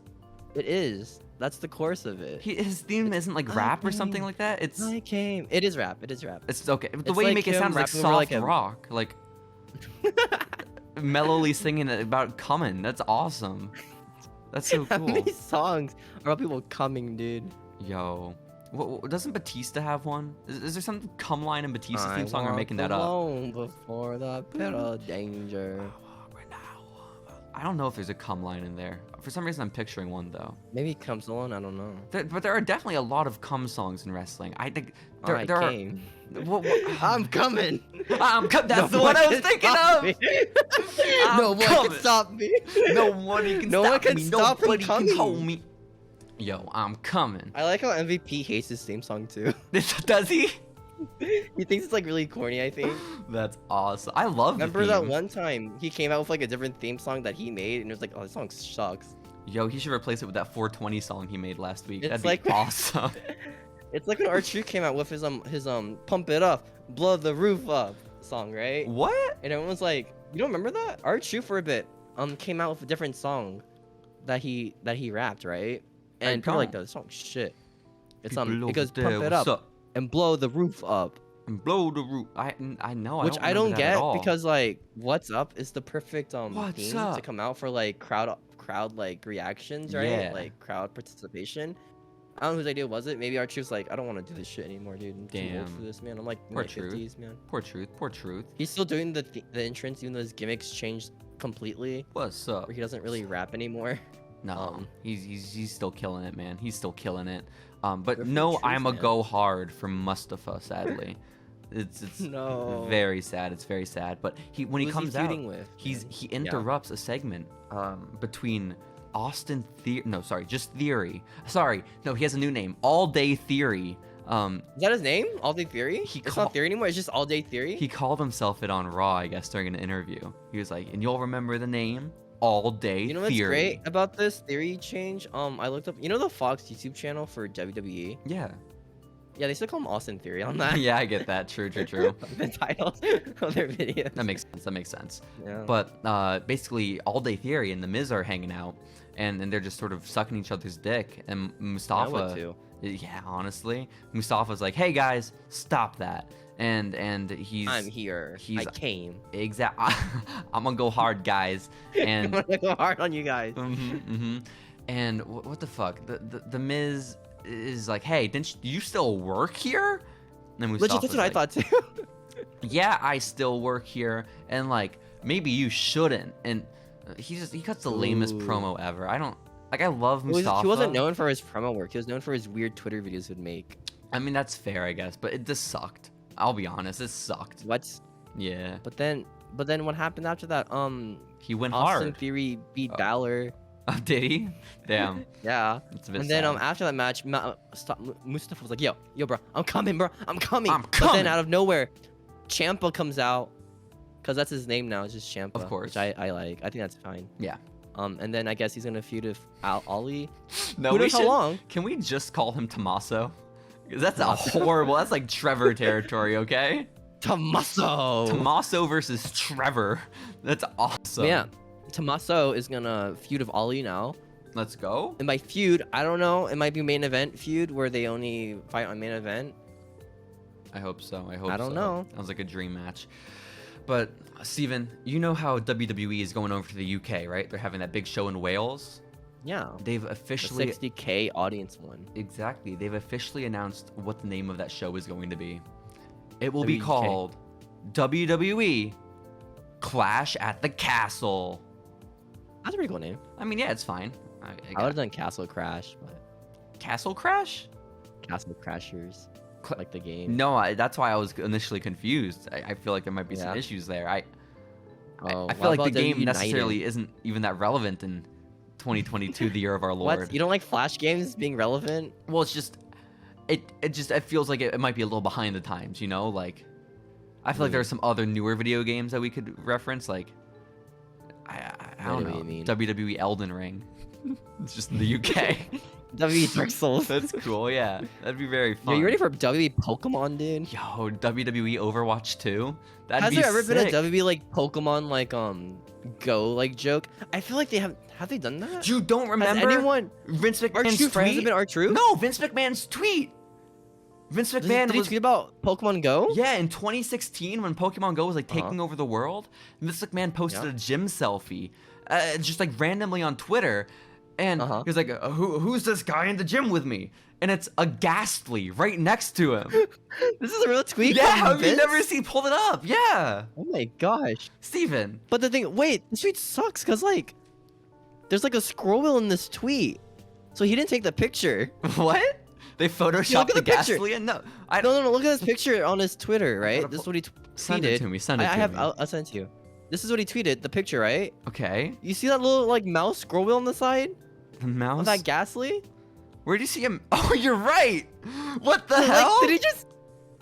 Did he tweet this or like? He did. He tweeted it. Was this his tweet or is it like some intern's tweet? He said, "I don't care who you are. Get out of my weight room." Hashtag Pokemon But like, Go. this picture isn't like a picture he took from the gym. No. But like, there's a WWE logo behind it, I think. Who took this photo of the gym? What the fuck, dude? Okay. Well, Who took this photo? I don't know. I'm still shocked you never saw that before. But that was the big No, WWE no. Pokemon crossover, man. Oh, apparently Xavier Woods referenced Pokemon Go in a promo against John Cena. Ooh, very good, very good. You think they're gonna make WWE Go? We get like superstar cards Let's on the road. go. Let's go. So Clash at the Castle is happening, Steven. By the way, I had another house show in the UK that happened this past week. Did you see that video of Drew McIntyre versus Bobby Lashley? Oh, where he almost died. Yeah, like Bobby Lashley got Irish whipped into the ropes, and the top rope just snapped, and Bobby like almost broke his fucking neck falling out of the ring. It was crazy. I haven't seen the video, but like I saw my TikTok feed the other day. Yeah, it Like, was. as in the other day, I mean today, this morning when I woke Yo, up. it was gnarly looking, but he's Look at doing this, yeah. fine. Yeah, he Oh almost, my gosh, the rope just explodes. Yeah, Holy shit. yeah, but Dude, like, Drew looks fucking scared. yeah, I Oh would my be god. too. Drew looks so I think devastated. I think Holy Drew shit. thinks he did it because like he Uh-huh. bounces into the ropes and then it pops open. I think before Bobby even touches it. You know, like Uh-huh. if you watch it, I'm pretty sure Drew feels responsible. But I mean, Bobby's fine. He finishes the match. How so- many accidents are related to Drew? Like this past year? Oh shoot, who else got hurt? Our boy the Moss, the Madcap. Oh shit, he did land on his neck, didn't he? Fuck. He's fine though, you know. I Yeah, I don't know guess so. how. It was a really nasty bump. I guess so. I guess so. So By I the way, think pushed to be main eventer. Bobby Lashley's not the My only God. person going out and getting himself killed. Just a random man in the streets of I guess it's Pittsburgh was driving past whatever venue AEW was at the other day, and Started beating up the young buck. yeah, that's exactly what he did. He actually ran them over with his vehicle.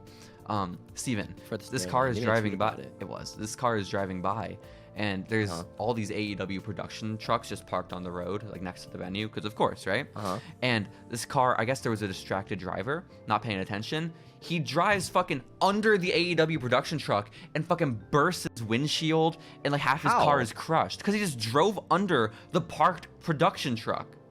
How do you crash a car that's parked? I don't know. Like he simply like, cause you know, like it's a big like fucking 18-wheeler, right? Yeah. Like a big trailer, and so there's a bunch of like open space under it. The car just fucking goes right under, but obviously this car is too big to fucking fit underneath the thing. So the windshield gets crushed, the passenger seat gets crushed, and so dude's fucking car is fucking totaled.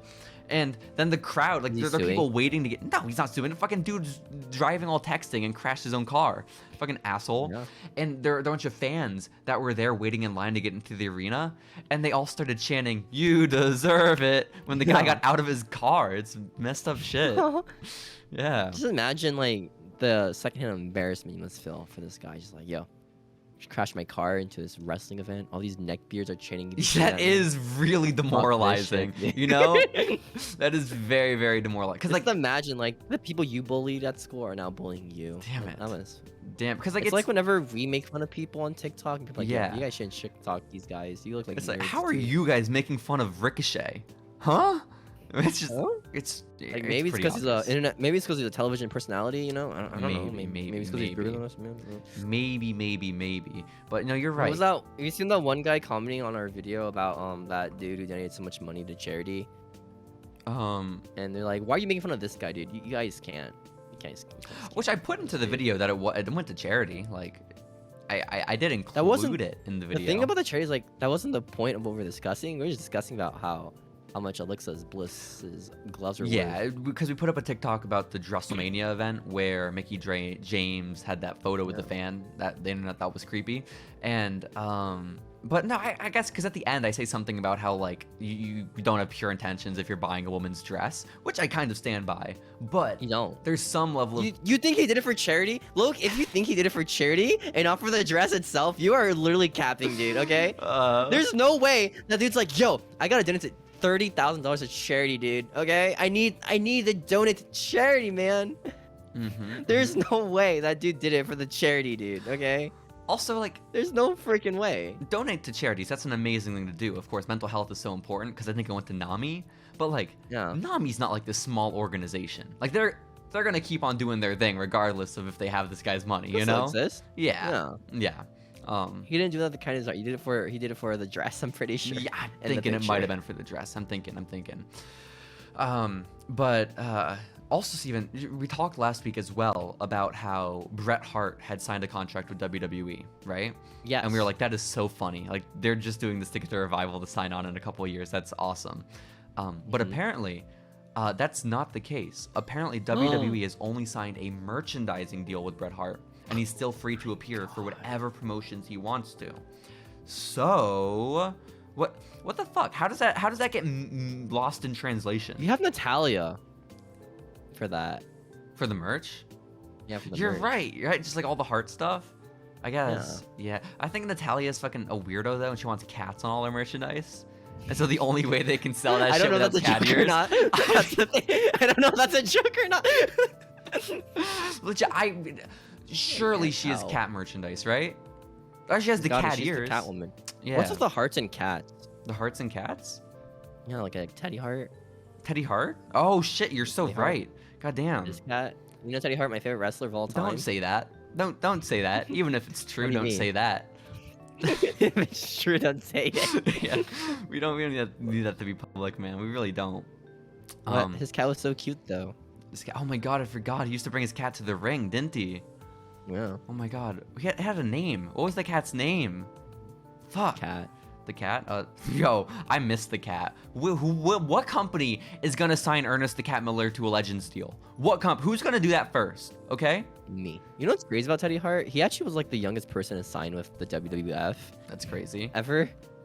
Younger then, than he Jeff? got released like a few months later.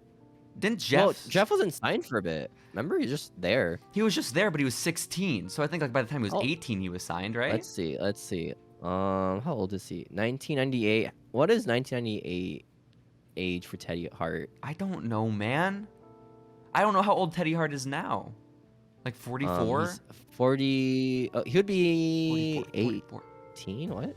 16? I don't know. See, Whatever. You fucking. This doesn't matter. No, it doesn't doesn't. matter. What the Wikipedia fuck lied are to you me. doing? Bret Hart is I hate only Wikipedia, signed dude. to WWE for a merchandise deal, which Yeah. almost feels more disrespectful for AEW.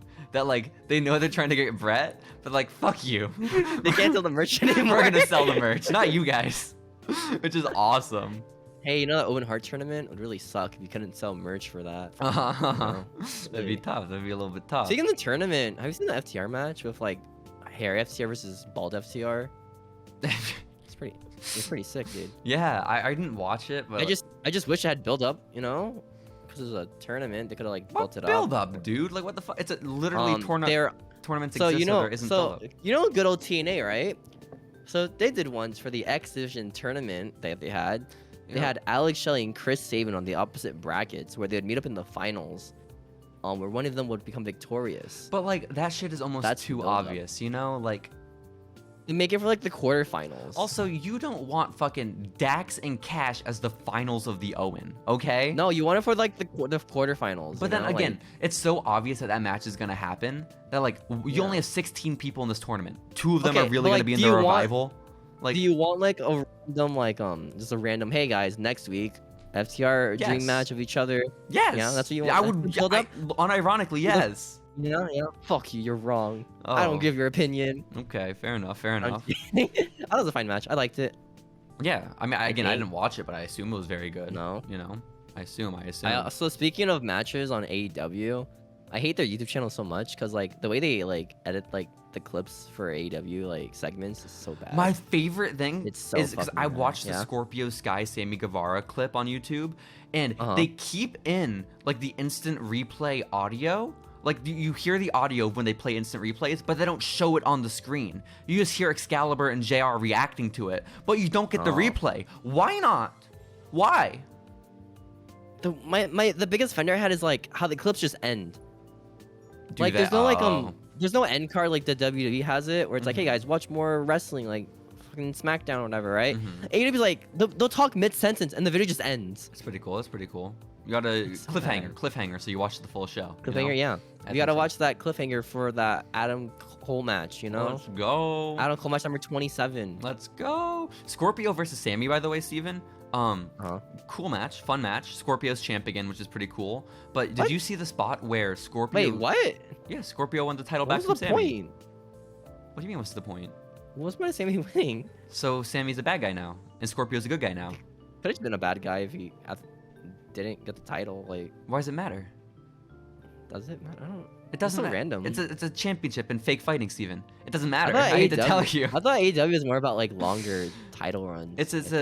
It's fake fighting with a championship when the championship's not even being defended on the network it's named after. Okay, like it's fine. Okay, like it's fair, the TNT title on TBS. Like the CBS title. That's the main one. yeah, honestly. Even though that title's only on Rampage, I'm pretty sure most of the week.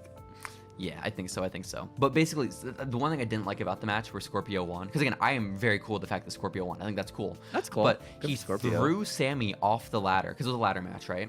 He threw Sammy off the ladder onto another ladder that was covered in barbed wire, okay?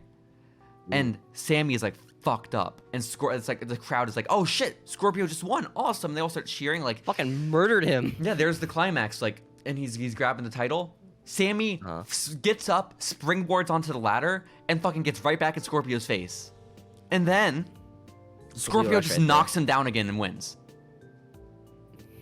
That's the Leo Rush right there, dude. Just getting back, no selling, just getting jobbed out immediately. But like, after. I'd be so cool, like if Sammy was like, oh shit, I still have adrenaline, I'm back, adrenaline. He gets back into the match, and then he like wins or some shit, or knocks down Scorpio, and it goes on longer. But what's the point when you just have him get knocked down like 2 seconds later?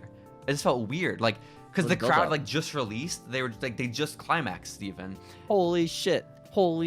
This is awesome. Yeah, exactly. We are awesome. Sammy comes back from the dead.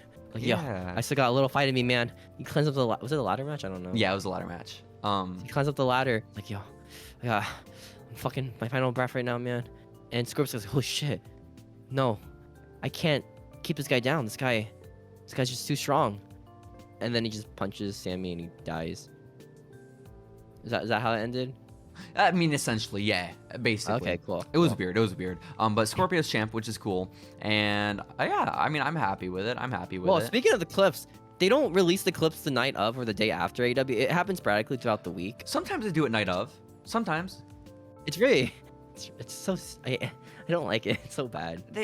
Like their social media team is probably like a couple of people, you know. Like they're It's not just Tony. this mega core. It's just Tony and his. They have 3 million bedroom. subscribers on YouTube. They could afford a guy to do it, right? I'm sure they do have a guy to do it. It's just he's probably very slow at his job, you know. It's probably shit intern. It's a Yeah. college intern. That's what it is. I guess so. But also, Jericho Appreciation Society was on this episode of Rampage, of course, Steven. And Love them. Apparently, they are now referring to the AEW fans as the AEW Galaxy, which is just cool. Is that a shoot thing they're doing, or is it just like a rib? Well, like they're referring to them as the AEW Galaxy because their whole gimmick is they're mocking WWE. Oh. You know, so they're like, instead of I wouldn't know. I didn't think I'd have to explain this joke to you. I thought it was I don't watch your segments, dude. pretty clear. I don't get it. I didn't get it. But it okay. It's like when people say sports entertained. You know, it's like it's not really funny. No, like maybe the first time you hear someone say it, like awesome. The wrestling community has a huge problem, and that is one Like person jokes? says something funny once, and then Yeah. we keep it going for another 5 years. That's also Ricochet. Us with Ricochet, but no, because Ricochet is perpetually a dork. He's you an know? anomaly. Yeah, anomaly. like him, like it's not like a one-off. Like Ricochet did one thing one time, and we keep bringing it up. It's Ricochet's existence that's the problem. You know, it's Trevor as a person. Just his being. Yeah. Just like the way he was birthed. You know, you think he did a backflip out of the womb? A backflip out of the womb? Ricochet? Yeah. I imagine, yeah. Why? Yeah, just his existence. Yeah, it was a problem from the start, man. Weird. It wasn't. Like even when he had hair, he was weird looking too. Like he unfortunate that he's bald, but maybe more unfortunate when he had hair. You know, like I think it's he looks great. I think he looks good bald. I don't know. I liked him when he had his bald. mohawk. I think mohawk Ricochet was best Ricochet. You know? You know, I watched the video once on YouTube of him going to like the barber shop. Oh. Because to get his beard trimmed. Why do you and in the watch all comments, these fucking grooming videos, Steven, of wrestlers? I need to know. These aren't the people you should be going to for your grooming. Know. Ricochet's beard, man, is so. Oof. What are you doing? Where the fuck is your beard? Good question. Thanks. I got it trimmed, bro. But no, I think that's looking up Ricochet clips for like YouTube. I think that's legit. Like for TikTok. And you're like, oh shit, he went to a barber. I gotta check this out. I gotta check it out. Legit, the first thing he says is, haha, guys, before you make fun of me for being bald. What was he going to the barber? Was it for his beard? To get his beard trimmed, that's it. What the fuck? He's like, I gotta get my beard trimmed. God, look at my beard. And it looks like a beard. That's so sad. I don't know. I just find Ricochet so funny. He's an odd dude. His existence. He's an odd dude. It's so great. Yeah. But Steven. He's champion. He beat Shanky. You know, it's a big win. Oh my god, he did? No, he beat Shanky. Did he do the 630? No, he won by a roll-up. Shit. Fuck. Damn it. The thing about his run is like last week he was fighting Jinder for the U.S. title, right? Mm-hmm. And I legit thought he was gonna lose to Jinder for the U.S. title. That'd be sick. Wait, by the way, he's like, Jinder Mahal. He apparently he's in a TV show on ABC called Big Sky, and his character was just killed off this week. No, I know. We gotta watch the episode where he dies. Holy shit! Add that to the list too, Steven. Add that to the list. What show is it? Big Sky. Big Sky is on it a drama? ABC. I don't know. I have no fucking something about drugs, but Jinder is in it, and he was simply the guy murdered. looks menacing. Oh Yeah. my gosh. Good for Jinder. Apparently he started up on it in like December of last year. Oh, isn't like he's not a main character, he's just a character in it. He could have been a main character for a little like bit. A tertiary. Maybe. I gotta watch the rest of Ozark. Ozark half of season 4 came out. The second half of season 4 came out yesterday. What's Ozark about again? Huh? What's Ozark about? Is that the one with the pig? Like the giant pig, the Netflix show? You know, is that Ozark? Or is that something else? What are you talking about? A giant pig? Cause like there's this one Netflix show. It started with an O, right? The title of it is like something O, and it's just about this big pig that was made to be eaten. But this animal rights people like, no, don't eat this pig, guys, and the pig doesn't get eaten. So it's a great. The show I'm referencing is featuring Jason Bateman, as one of the main characters. It's a drama about drugs. In I liked my show more. Mexican mob. Well, I thought that's a different show about Mexican I also mob said and drugs. season 4 is where it's at in Ozark, which I can't imagine the pig show got past season 1. I'm gonna be honest. You tell me the PETA show didn't get past season 1? I don't think it got picked up for another season, Steven. I'm sorry. Fuck, dude. I hate to break that news to you right now, but also I'm looking up the gender thing, and the description says a beefcake of a man. Yo, true. Not wrong. Jinder got me feeling different. Yo, I hope they bring Shanky on next, you know? Shanky on ABC. Let's go. So, poor Shanky, dude. Did you see too, by the way, Steven, on Twitter, that wrestling account, I think they're called Wrestling Banana or Wrestle Banana. They for the Double or Nothing show where Hangman's gonna be fighting Punk, they created their own motion graphics for the match, like you know how WWE used to do, right? Where it's like the wrestlers all like doing some motion and then it freezes and then pauses. Yeah, that. But he's like, it's time wrestling brings these back. If AEW's not gonna do it, I'm gonna make my own. And so he did his own for Punk and Hangman, and it was really like it was cute, right? It was a good idea. Did they steal it? And then Tony Khan responded to it, and I was like, pretty good idea. You got a pretty good idea. Guys. Shut it down. Copyright claim, copyright strike. It's gone. But Tony Khan was like, yeah, no, I think you're right. And then a day later, they released motion graphics for the match, which is sick. Like, that's awesome, right? I don't know. Wait. Did he get maybe? Well, it's just I assume the guy just wanted to get paid. it's cool fan interaction. You know, I don't think Wrestle Banana wants to get paid. No, cool fan interactions when Tony Khan yells at people for You know shit what? talking for You're right. AEW. No, you're right. That's my fan interaction, dude. That is the coolest fan interaction. You are so right. When has Tony What's yelled at the- was fans? Is it the Young Bucks or Kenny who's like blocked? One of them. does Oh it. yeah, I think that's Bucks. Yeah. Bucks are kind of lame. Bucks shouldn't be on Twitter. No, I think they got off for a while. Joey Janela is another person. Should not be on Twitter. What Nowhere does he near tweet it. about? Just he's an annoying guy. He's just really annoying. You know, Yeah. I walked past him once. You know. You didn't even know you walked past him, Steven. I was That's the one it. who had He to looked point like out any other to guy. him. He looked like any other guy to me. I'm gonna be honest. There was Joey Janela. He's just taller. Is that just it? No, he's probably about my height. You know. It's probably why I didn't recognize Joey Janela. You know, fair enough. Fair enough. But one last bit of AEW news, I think, Steven, is that MJF was cutting a promo this past week backstage, and because he's, you know, in the midst of his battle with Wardlow at the moment, and MJF is trying to come up with all these opponents to take out Wardlow to finally put the big man down, the War Pig down. And I love when he calls him Piggy Boy. I think that's awesome. Not the War Pig. Not the War Pig, but MJF gets on his telephone, and he's like, "Hey, I've been a War Horse. hey man, how does 6 figures sound for next week?" Okay, cool. I'll see you there. And then he's like, "Wardlow, next week you better be ready for someone who's tall, and you can't teach that." Oh my gosh. Yeah, Big They're bringing Cass is gonna Enzo be in? on a no. So they're not getting the good one. Big Cass was awesome. Okay, he was His literally Impact run was so good, guys. All right. yeah, so good. He was literally in contention. He was included in the first ever match for the Universal title, Steven. So okay. You know what's great about Big Cass? Like, he's just a legit like stock creep for like Carmella now, which I find so funny. Yeah, it's so crazy. The dude had so much shit happen, like the alcoholism, which apparently he's like past now, which is so cool. Oh, but like good. the harassing Carmella on the bus, breaking the bathroom door, fucking. That one I think the bathroom door one's just because the bathroom door is just really weak. No, I he just really needed a shit. he broke the Yeah. bathroom door before he did all the Carmella stuff, didn't he? You just really need to take a dump, dude. You know, Oh, so okay, that's cool. That's cool. On the road all week. I get that. Oof, oof, oof. That's what he did.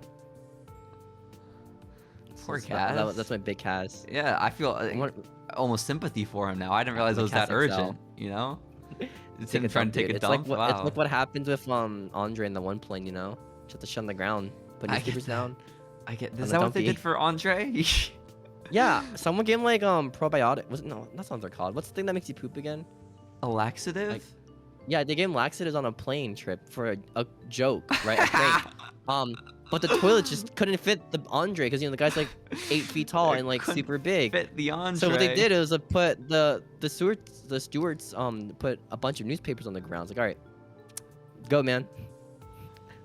And he There's did. No way. No. That happened. That could not have happened. It happened, man. The thing is, Andre has no shame. Andre doesn't give a shit. You know, I don't think Andre's gonna be thinking like the minute he gets off the plane, he's never thinking about that ever again. No, He's I just think on a about it. different wavelength. He's beyond us. He might not think about it, but everyone else on that plane's like, fuck. Scarred That's for scarred my life. man. Yeah. That's gonna be my brain forever now, man. The women who have to clean up for fucking Andre's shit. What's with wrestlers and planes? Also, do you mean Andrew the Giant? Is that who you're talking about? Oh, Andrew. Yeah. right. Okay. I thought so. Eventually, they're gonna like rename him to be the Giant. Just I'm Big really Show. excited for that to happen. Like in revisionist history, he's the same guy.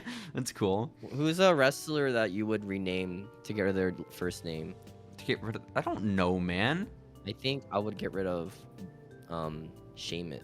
Does Sheamus have a name? Sheamus Was he just O'Shaughnessy. Sheamus? Was it always just Sheamus? Before he was in WWE, it was Sheamus O'Shaughnessy. But I think when good he change. went to Good ECW, change. it was just Sheamus. Yeah. Good change. Well, that's such a They should bring great back Jack question. Swagger and call him Swagger. Ooh. That's a great idea. Mhm. That's a great idea. I don't know. There are a lot of great options, Steven. Like Ty I'm gonna Conchi. rename Styles. Just be Conchi. Conchi. Conchi, yeah. Conchi. Cargill. Would be a fucked up name. Yo, Alan. Alan? You just have for that Alan match, dude. Yo, who's Alan? Darby. Oh, Darby! Oh shit!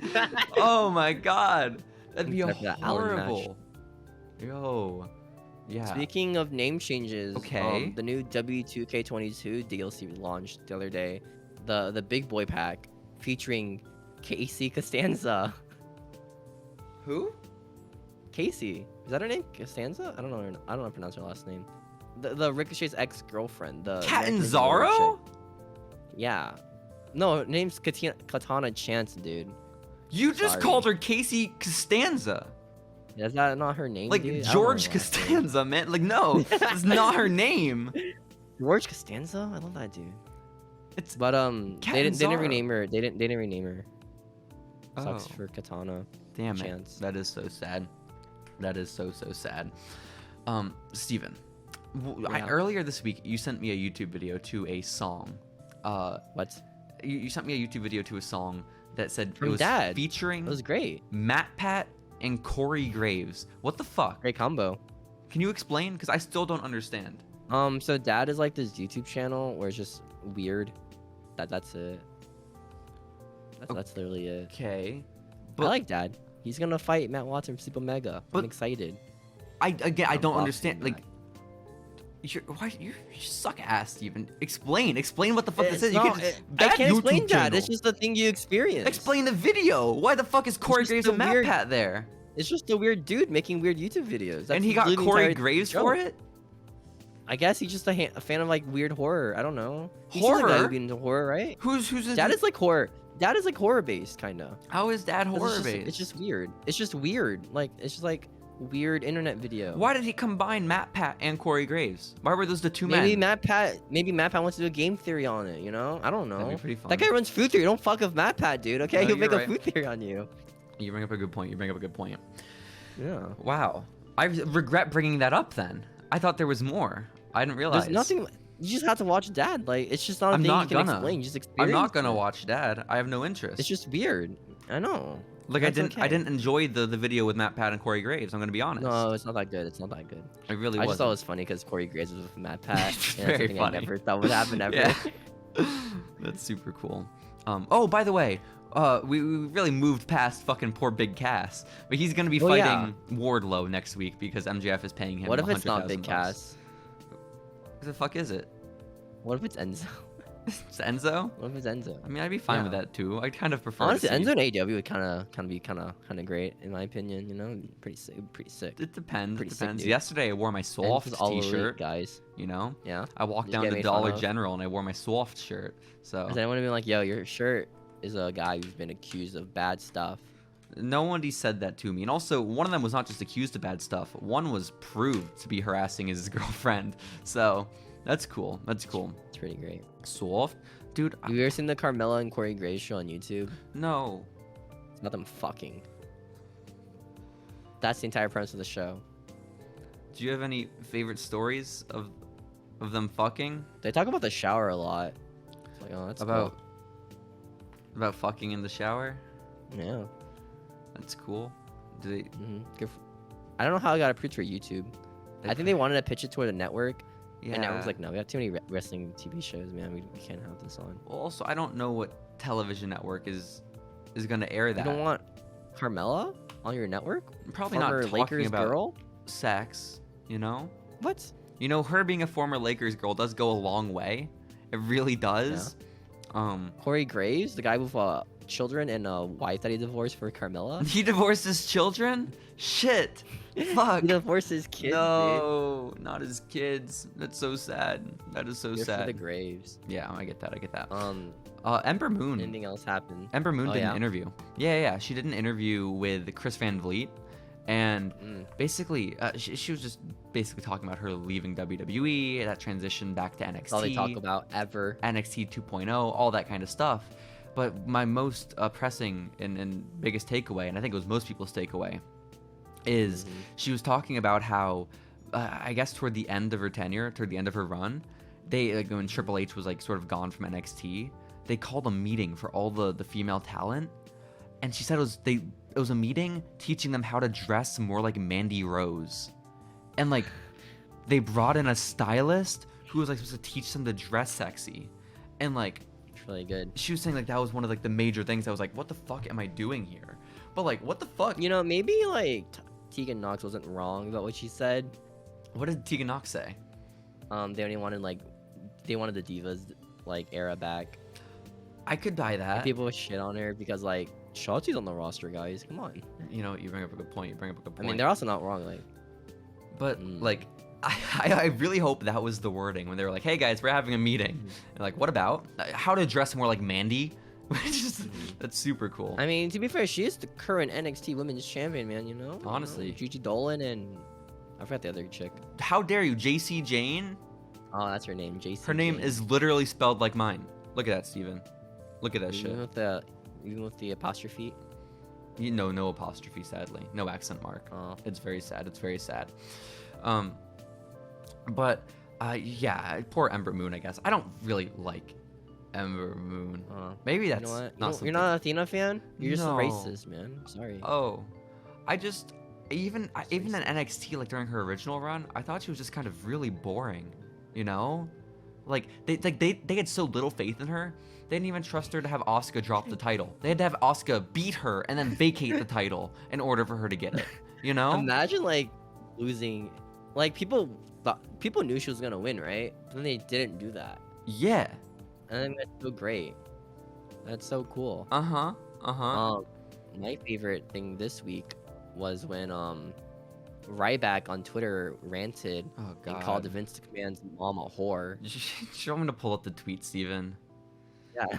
He said, God damn it. At Vince McMahon, like most promoters, has an insatiable urge to control. He had no control watching his mom get beat up as a child, which is a horrendous thing for a kid to witness. As there... I like how you put that on the side of it. That's sad, by the way, guys. Alright, don't shit on me. Which is a horrendous thing for a kid to witness, as their whore mom tries to make ends meet. Vince has failed to evolve. Fuck you, old man. Winky face. It's crazy because this man became a billionaire. Ryback? Yeah, honestly. Yeah. Yeah.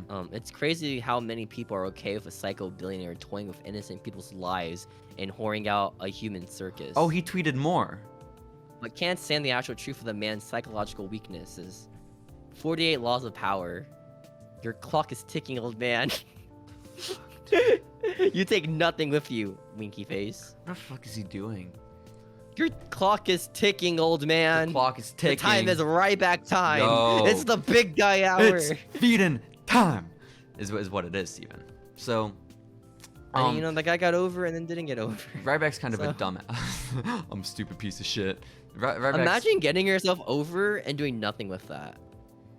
Zack Ryder. I think he injured... Don't talk about Matt Cardona like that. I think he injured CM Punk a couple times when he was on top. So that's pretty cool, you know? But did we know that at the time? I don't know. Did we know that? I think so. I'm pretty certain. I think we did. Almost every time Punk had a match with Ryback, he would be off for TV for months afterwards. So, we do the math. Why are you back here, man? Yeah. Set a match with the Ryback, guys. Yeah. Speaking of the Ryback, you know who's back in our lives? Ryback rules. Who's back? JoJo is in Bray Wyatt's life forever now. Why are you bringing this up? They got engaged. I thought they were already married. I literally didn't write this down because I thought they were already married. I was like, who the fuck cares? I thought they were married too. I don't give a shit. I don't give a shit. That's it. What I gave more of a shit about was that Brock Lesnar. He's made one of his first media appearances since he was at WrestleMania and fucking lost to Roman, which is awesome. Did you see the photo? It's Brock Lesnar. He's in the wilderness. And he fucking looks like a monster, right? It's Brock Lesnar, He is a monster. Yeah.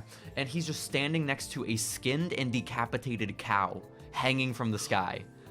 That's badass. And good for Brock. I guess he murdered this cow. And it's so headless.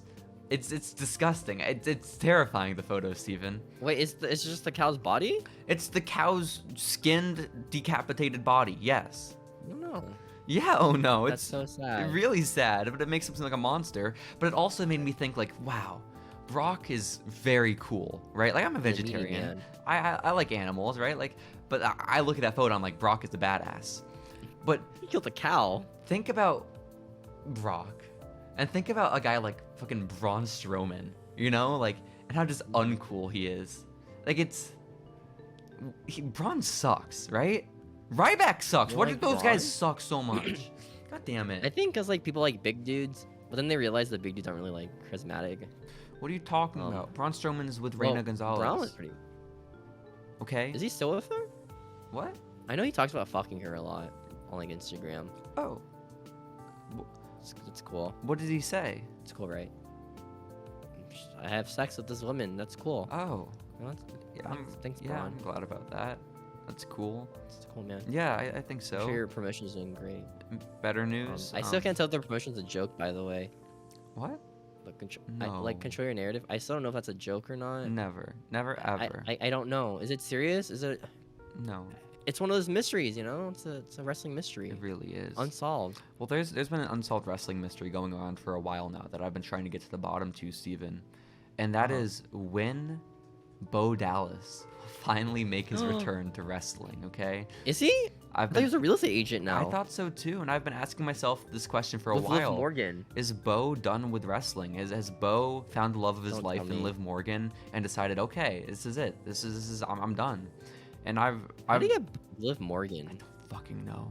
But I've been terrified at that thought ever since. And fortunately for me, Bo Dallas has come out in an interview and said that he is not done with professional wrestling. He took some time to explore some other stuff he was interested in, but he thinks he's done everything he wants to outside of wrestling, and he's ready to return. So in 2 to 3 months, Bo Dallas will be making his return to pro wrestling. Where? I'm pumped. Probably the main event of Double or Nothing. I imagine he will be running in during Paige and I would Punk. kind of mark out for that. Yeah, it would be so sick. Just Bo walking out with Oh like this like my motivational speaker gimmick. God. That'd be pretty sick. No, he walks out, but he's dressed as the Fiend. Okay, that's his gimmick. That'd be so The sick. Fiend? Yeah. Off-brand Fiend. Oh my God, Bo Dallas as the Fiend. That'd be awesome. Fucking Windham wants too much money, so they hire his brother. That's super cool. You know what happened also this week that is also related to coming back, but it's the opposite of coming back. Coming. Who? The Iconics. Oh, They're no longer wrestling now. Oh, I forgot They're to now write that focusing down. on their OnlyFans. On the OnlyFans? On their OnlyFans. That's their path now. I thought they were doing acting. Do you think that's gonna work out for them? Peyton's really pretty. Or what? I don't want to That's be. why OnlyFans is so successful. You know what? You bring up a good point. Also, You know, the one that of the killed reasons that The favorite subreddit. Rest in peace, Wrestle with the Plot. Steven, I have something to talk about. Sad. Not only Yeah. is Wrestle with the Plot gone, rest in peace. I miss her every day. Is Wrestling Fab gone too? No, WrestleFap is still there, but I'm a big fan of the reality TV series The Challenge, and there is a subreddit called The Challenge Fab? r/MTV The Challenge Beauties. They also get canned. As of yesterday, it's no longer No. online. I'm devastated. Did they have like? Did they leak OnlyFan pics? Is I that why? assume that's what happened, but fucking what Man, am I we can supposed to kill do each other, now? dude. There's no Wrestle with the Plot. There's no r/Challenge Beauties. I don't know what I'm supposed to do in my life, okay? Like, happened? God damn it. Fuck. Damn it. This sucks, bro. It really does. It really does. But good for the Iconics. I mean, I'm sure they'll do fine. Fucking, they went to Impact. I don't know what they expected, you know? Like, They did really good in Impact, I thought. I don't know. I don't watch Impact. no. But apparently the women's division there is really good. Whoa. Who do they I have? didn't see that though. The Well, they had the Iconics. Yeah, they're not there anymore, I hear. They had Chelsea Green. Yo, I think they still might have Chelsea. Do they? I think so, because Matt Cardona and Kurt Hawkins are still Is he there. an Impact? Yeah, they're an Impact. I don't think they're Matt Cardona's signed, Impact? but they're like, they show up, you know? They're just there. Yeah. It's like AEW. Yeah. Anyone can just show up. A little bit. They have that one dude whose gimmick was wrestling really good. Was it Josh? Right? Alexander? We're talking about the women's Josh division, Alexander? Steven. Oh, Josh Alexander's not something. fighting the women, I don't think. I could be wrong. Something. I don't think he is. They have But Steven, I don't give a shit about TNA. I don't. ODB. She's not there. I think. She was fucking 50 years Oh. old in like '09. I don't know how old she is now. Okay. That's like 70, bro. Yeah, I guess so. But Steven, John Morrison came out in an interview recently, and I couldn't be more upset with this man. Okay. Oh no. Because Did he he shit said talk? that no celebrity involved in wrestling has ever been more hardworking, more talented, and more of a fan. Snooki. Is that what he said? I wish it's what he said. It's what he should have said. Oh, with no. Snooki. He said Bad Bunny, but everyone knows Snooki is the right answer. Okay? Literally, I does wanna Bad go Bunny Snooki, have a dude. move named after him that still gets called in 2022? What's No, the he does move not. Snooki's named after? The back handspring in the corner. What do you mean? The Is that Snooki. really what? Is that really what it's called? Every time I see it, I call it the Snooki. Okay? So, Snooki. yeah. Holy Everyone shit, knows she the just did the Snooki. Snooki. She had a Ricochet just did the Snooki, dude. exactly. She had a way bigger impact on this industry than Bad Bunny ever will. And then not What enough did Bad people Bunny do? recognize it. A Exactly. Canadian Destroyer. I can see that any indie show I watch, dude. Okay. Literally, who'd he ever beat? Okay? Because if my Yeah. memory serves me correctly, Snooki beat Melina? I don't. She was with Tori Wilson, man. I thought she was with Kelly Kelly. No. What? Remember because Tori Wilson like cold shouldered John Morrison. Snooki match Or is it WrestleMania. Trish Stratus? I don't know. I gotta look up the Snooki match though. Snooki is hanging out with John. She beat Michelle McCool. What the fuck? And that's Yo. Trish Stratus with her. Trish Stratus, Snooki, and Johnny Mundo. It's a great match. Yo, It's a here's her random hitting the Snooki. Look at that. match. Yo, look at her go, dude. Good for the Snooks, man. Hell yeah. The New Jersey Snooks. What the fuck? That is awesome. Was Undertaker Michelle McCool's partner? Because that would have been awesome. Johnny Morrison beat Undertaker at WrestleMania. Hell He broke the Because that would have been the streak. streak. He broke the streak. That's so sick. So I'm pissed that John Morrison is the point, you know? I don't know how much Logan Paul did longer. pretty good for a celebrity match. Who? You know, Logan Paul. Oh yeah, I guess so, but he's no Snooki either, you know? Honestly, these like celebrity matches, this wrestling was really good. Uh-huh. It's really weird. But yeah, so I don't know if I'm gonna speak in terms with Jomo, which is sad. So I have one last story here on my list, Steven. I don't know if you've got anything else, but and this is a shit story to go out on. No, I got two more. Okay, I got two more. One story Fine. is that Damian Priest and Edge, their new faction, they have a name for Yeah. it. It's called Judgment Is it- Day. Fine. It's a movie. It's also a wrestling pay-per-view. Like what the? I'm gonna call my faction Money in the Bank. What the fuck? Like, I'm gonna call my team Great Balls of Fire. yo, I'm gonna call mine Roadblock End of the Line. That's Hey, awesome. Yo, my team's called In Your House. What? Mine's called In Your House Beware of Dog. That's cool. But no, it's just so shitty. Like, Oh, speaking of Damian Priest, he also beat Finn Balor clean. That's Cool. cool.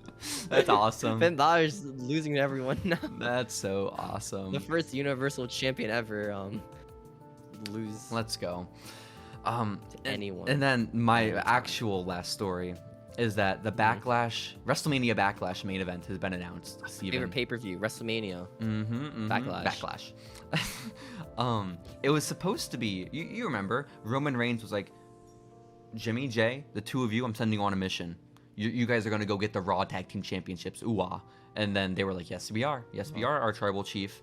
And then they went to Raw. They challenged like Alpha Academy for a shot at the titles, right? And they won. Something like that, or the Street Profits, whoever the fuck. And basically, they earned themselves a match against RK Bro. And they've now announced that match is not happening. Instead, Why? it's going to be a 6-man match with the Bloodline versus RK Bro and Drew McIntyre, I think it was. Or who? Yeah. I think so. I don't know what Was this other. on SmackDown? I don't know. Yeah, but like. Didn't watch SmackDown, you see.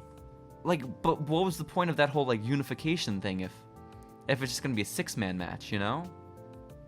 Unify it with other people. I guess. Also, I don't even know if it was Drew McIntyre. It could have been someone else. I honestly don't know, but it seems weird. Drew and who? The RK Bro. I What? told you. Oh. Yeah. Have you not been following anything I've been saying? What the I fuck, thought he was Steven? going after Roman Reigns. I thought Drew was fighting with Sami Zayn. No, he beat him in the steel cage match. Oh, okay. Yeah.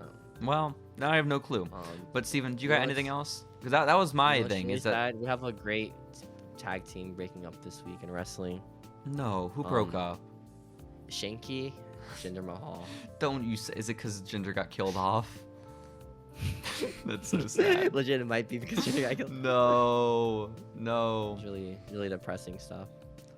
When was the last time WWE had a nice like kill off? You know, someone got murdered, written off the television show. The Good Brothers. The guy, you're right. It was really recent.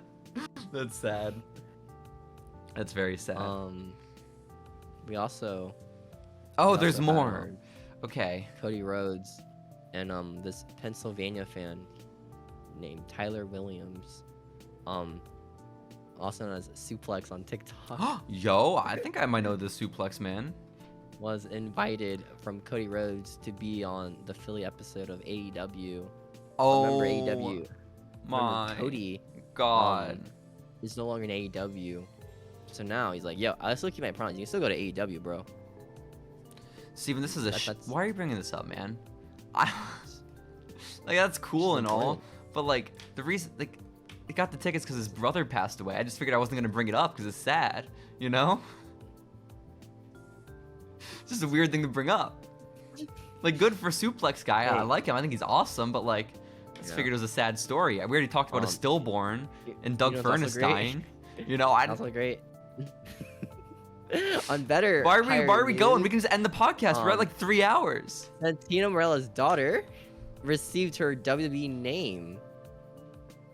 Can you guess her name? It's not Marella. What is it? Oh, Santina. That would be really good, actually. That'd be pretty sick. It's Ariana Grace. That's it. That's all the news this week. What a great story to go out on, Steven. Thank you so much for that. Thank you for hosting this episode of Following Lucha. Guys, if you somehow made it this far, almost 3 hours into the podcast, you have to like us. There has to be something. Something. So the part where people skip through all the wrestling news. If that's the case, and then they dip. Go ahead, leave us a rating, leave us a review wherever you're listening to this podcast. I assume if you are listening to this, you already know about our TikTok. So I don't think I need to plug that, but go check that out too. Hey, check out our YouTube. We have the same thing on TikTok, but it's on YouTube. Hell yeah, we do. Hell yeah, we do. Look, you can actually see stuff on the side. It isn't blocked by our profile picture. Let's go. Or the like button. Let's go. Otherwise, though, yeah, I think we're all good, Steven, right? Or we're all good to head off for this episode of Following Lucha. This one went long as fuck. Okay, cool. We'll be back next week, guys, without an episode of Psych. We'll be back to Lucha Underground. Bye, guys. Bye.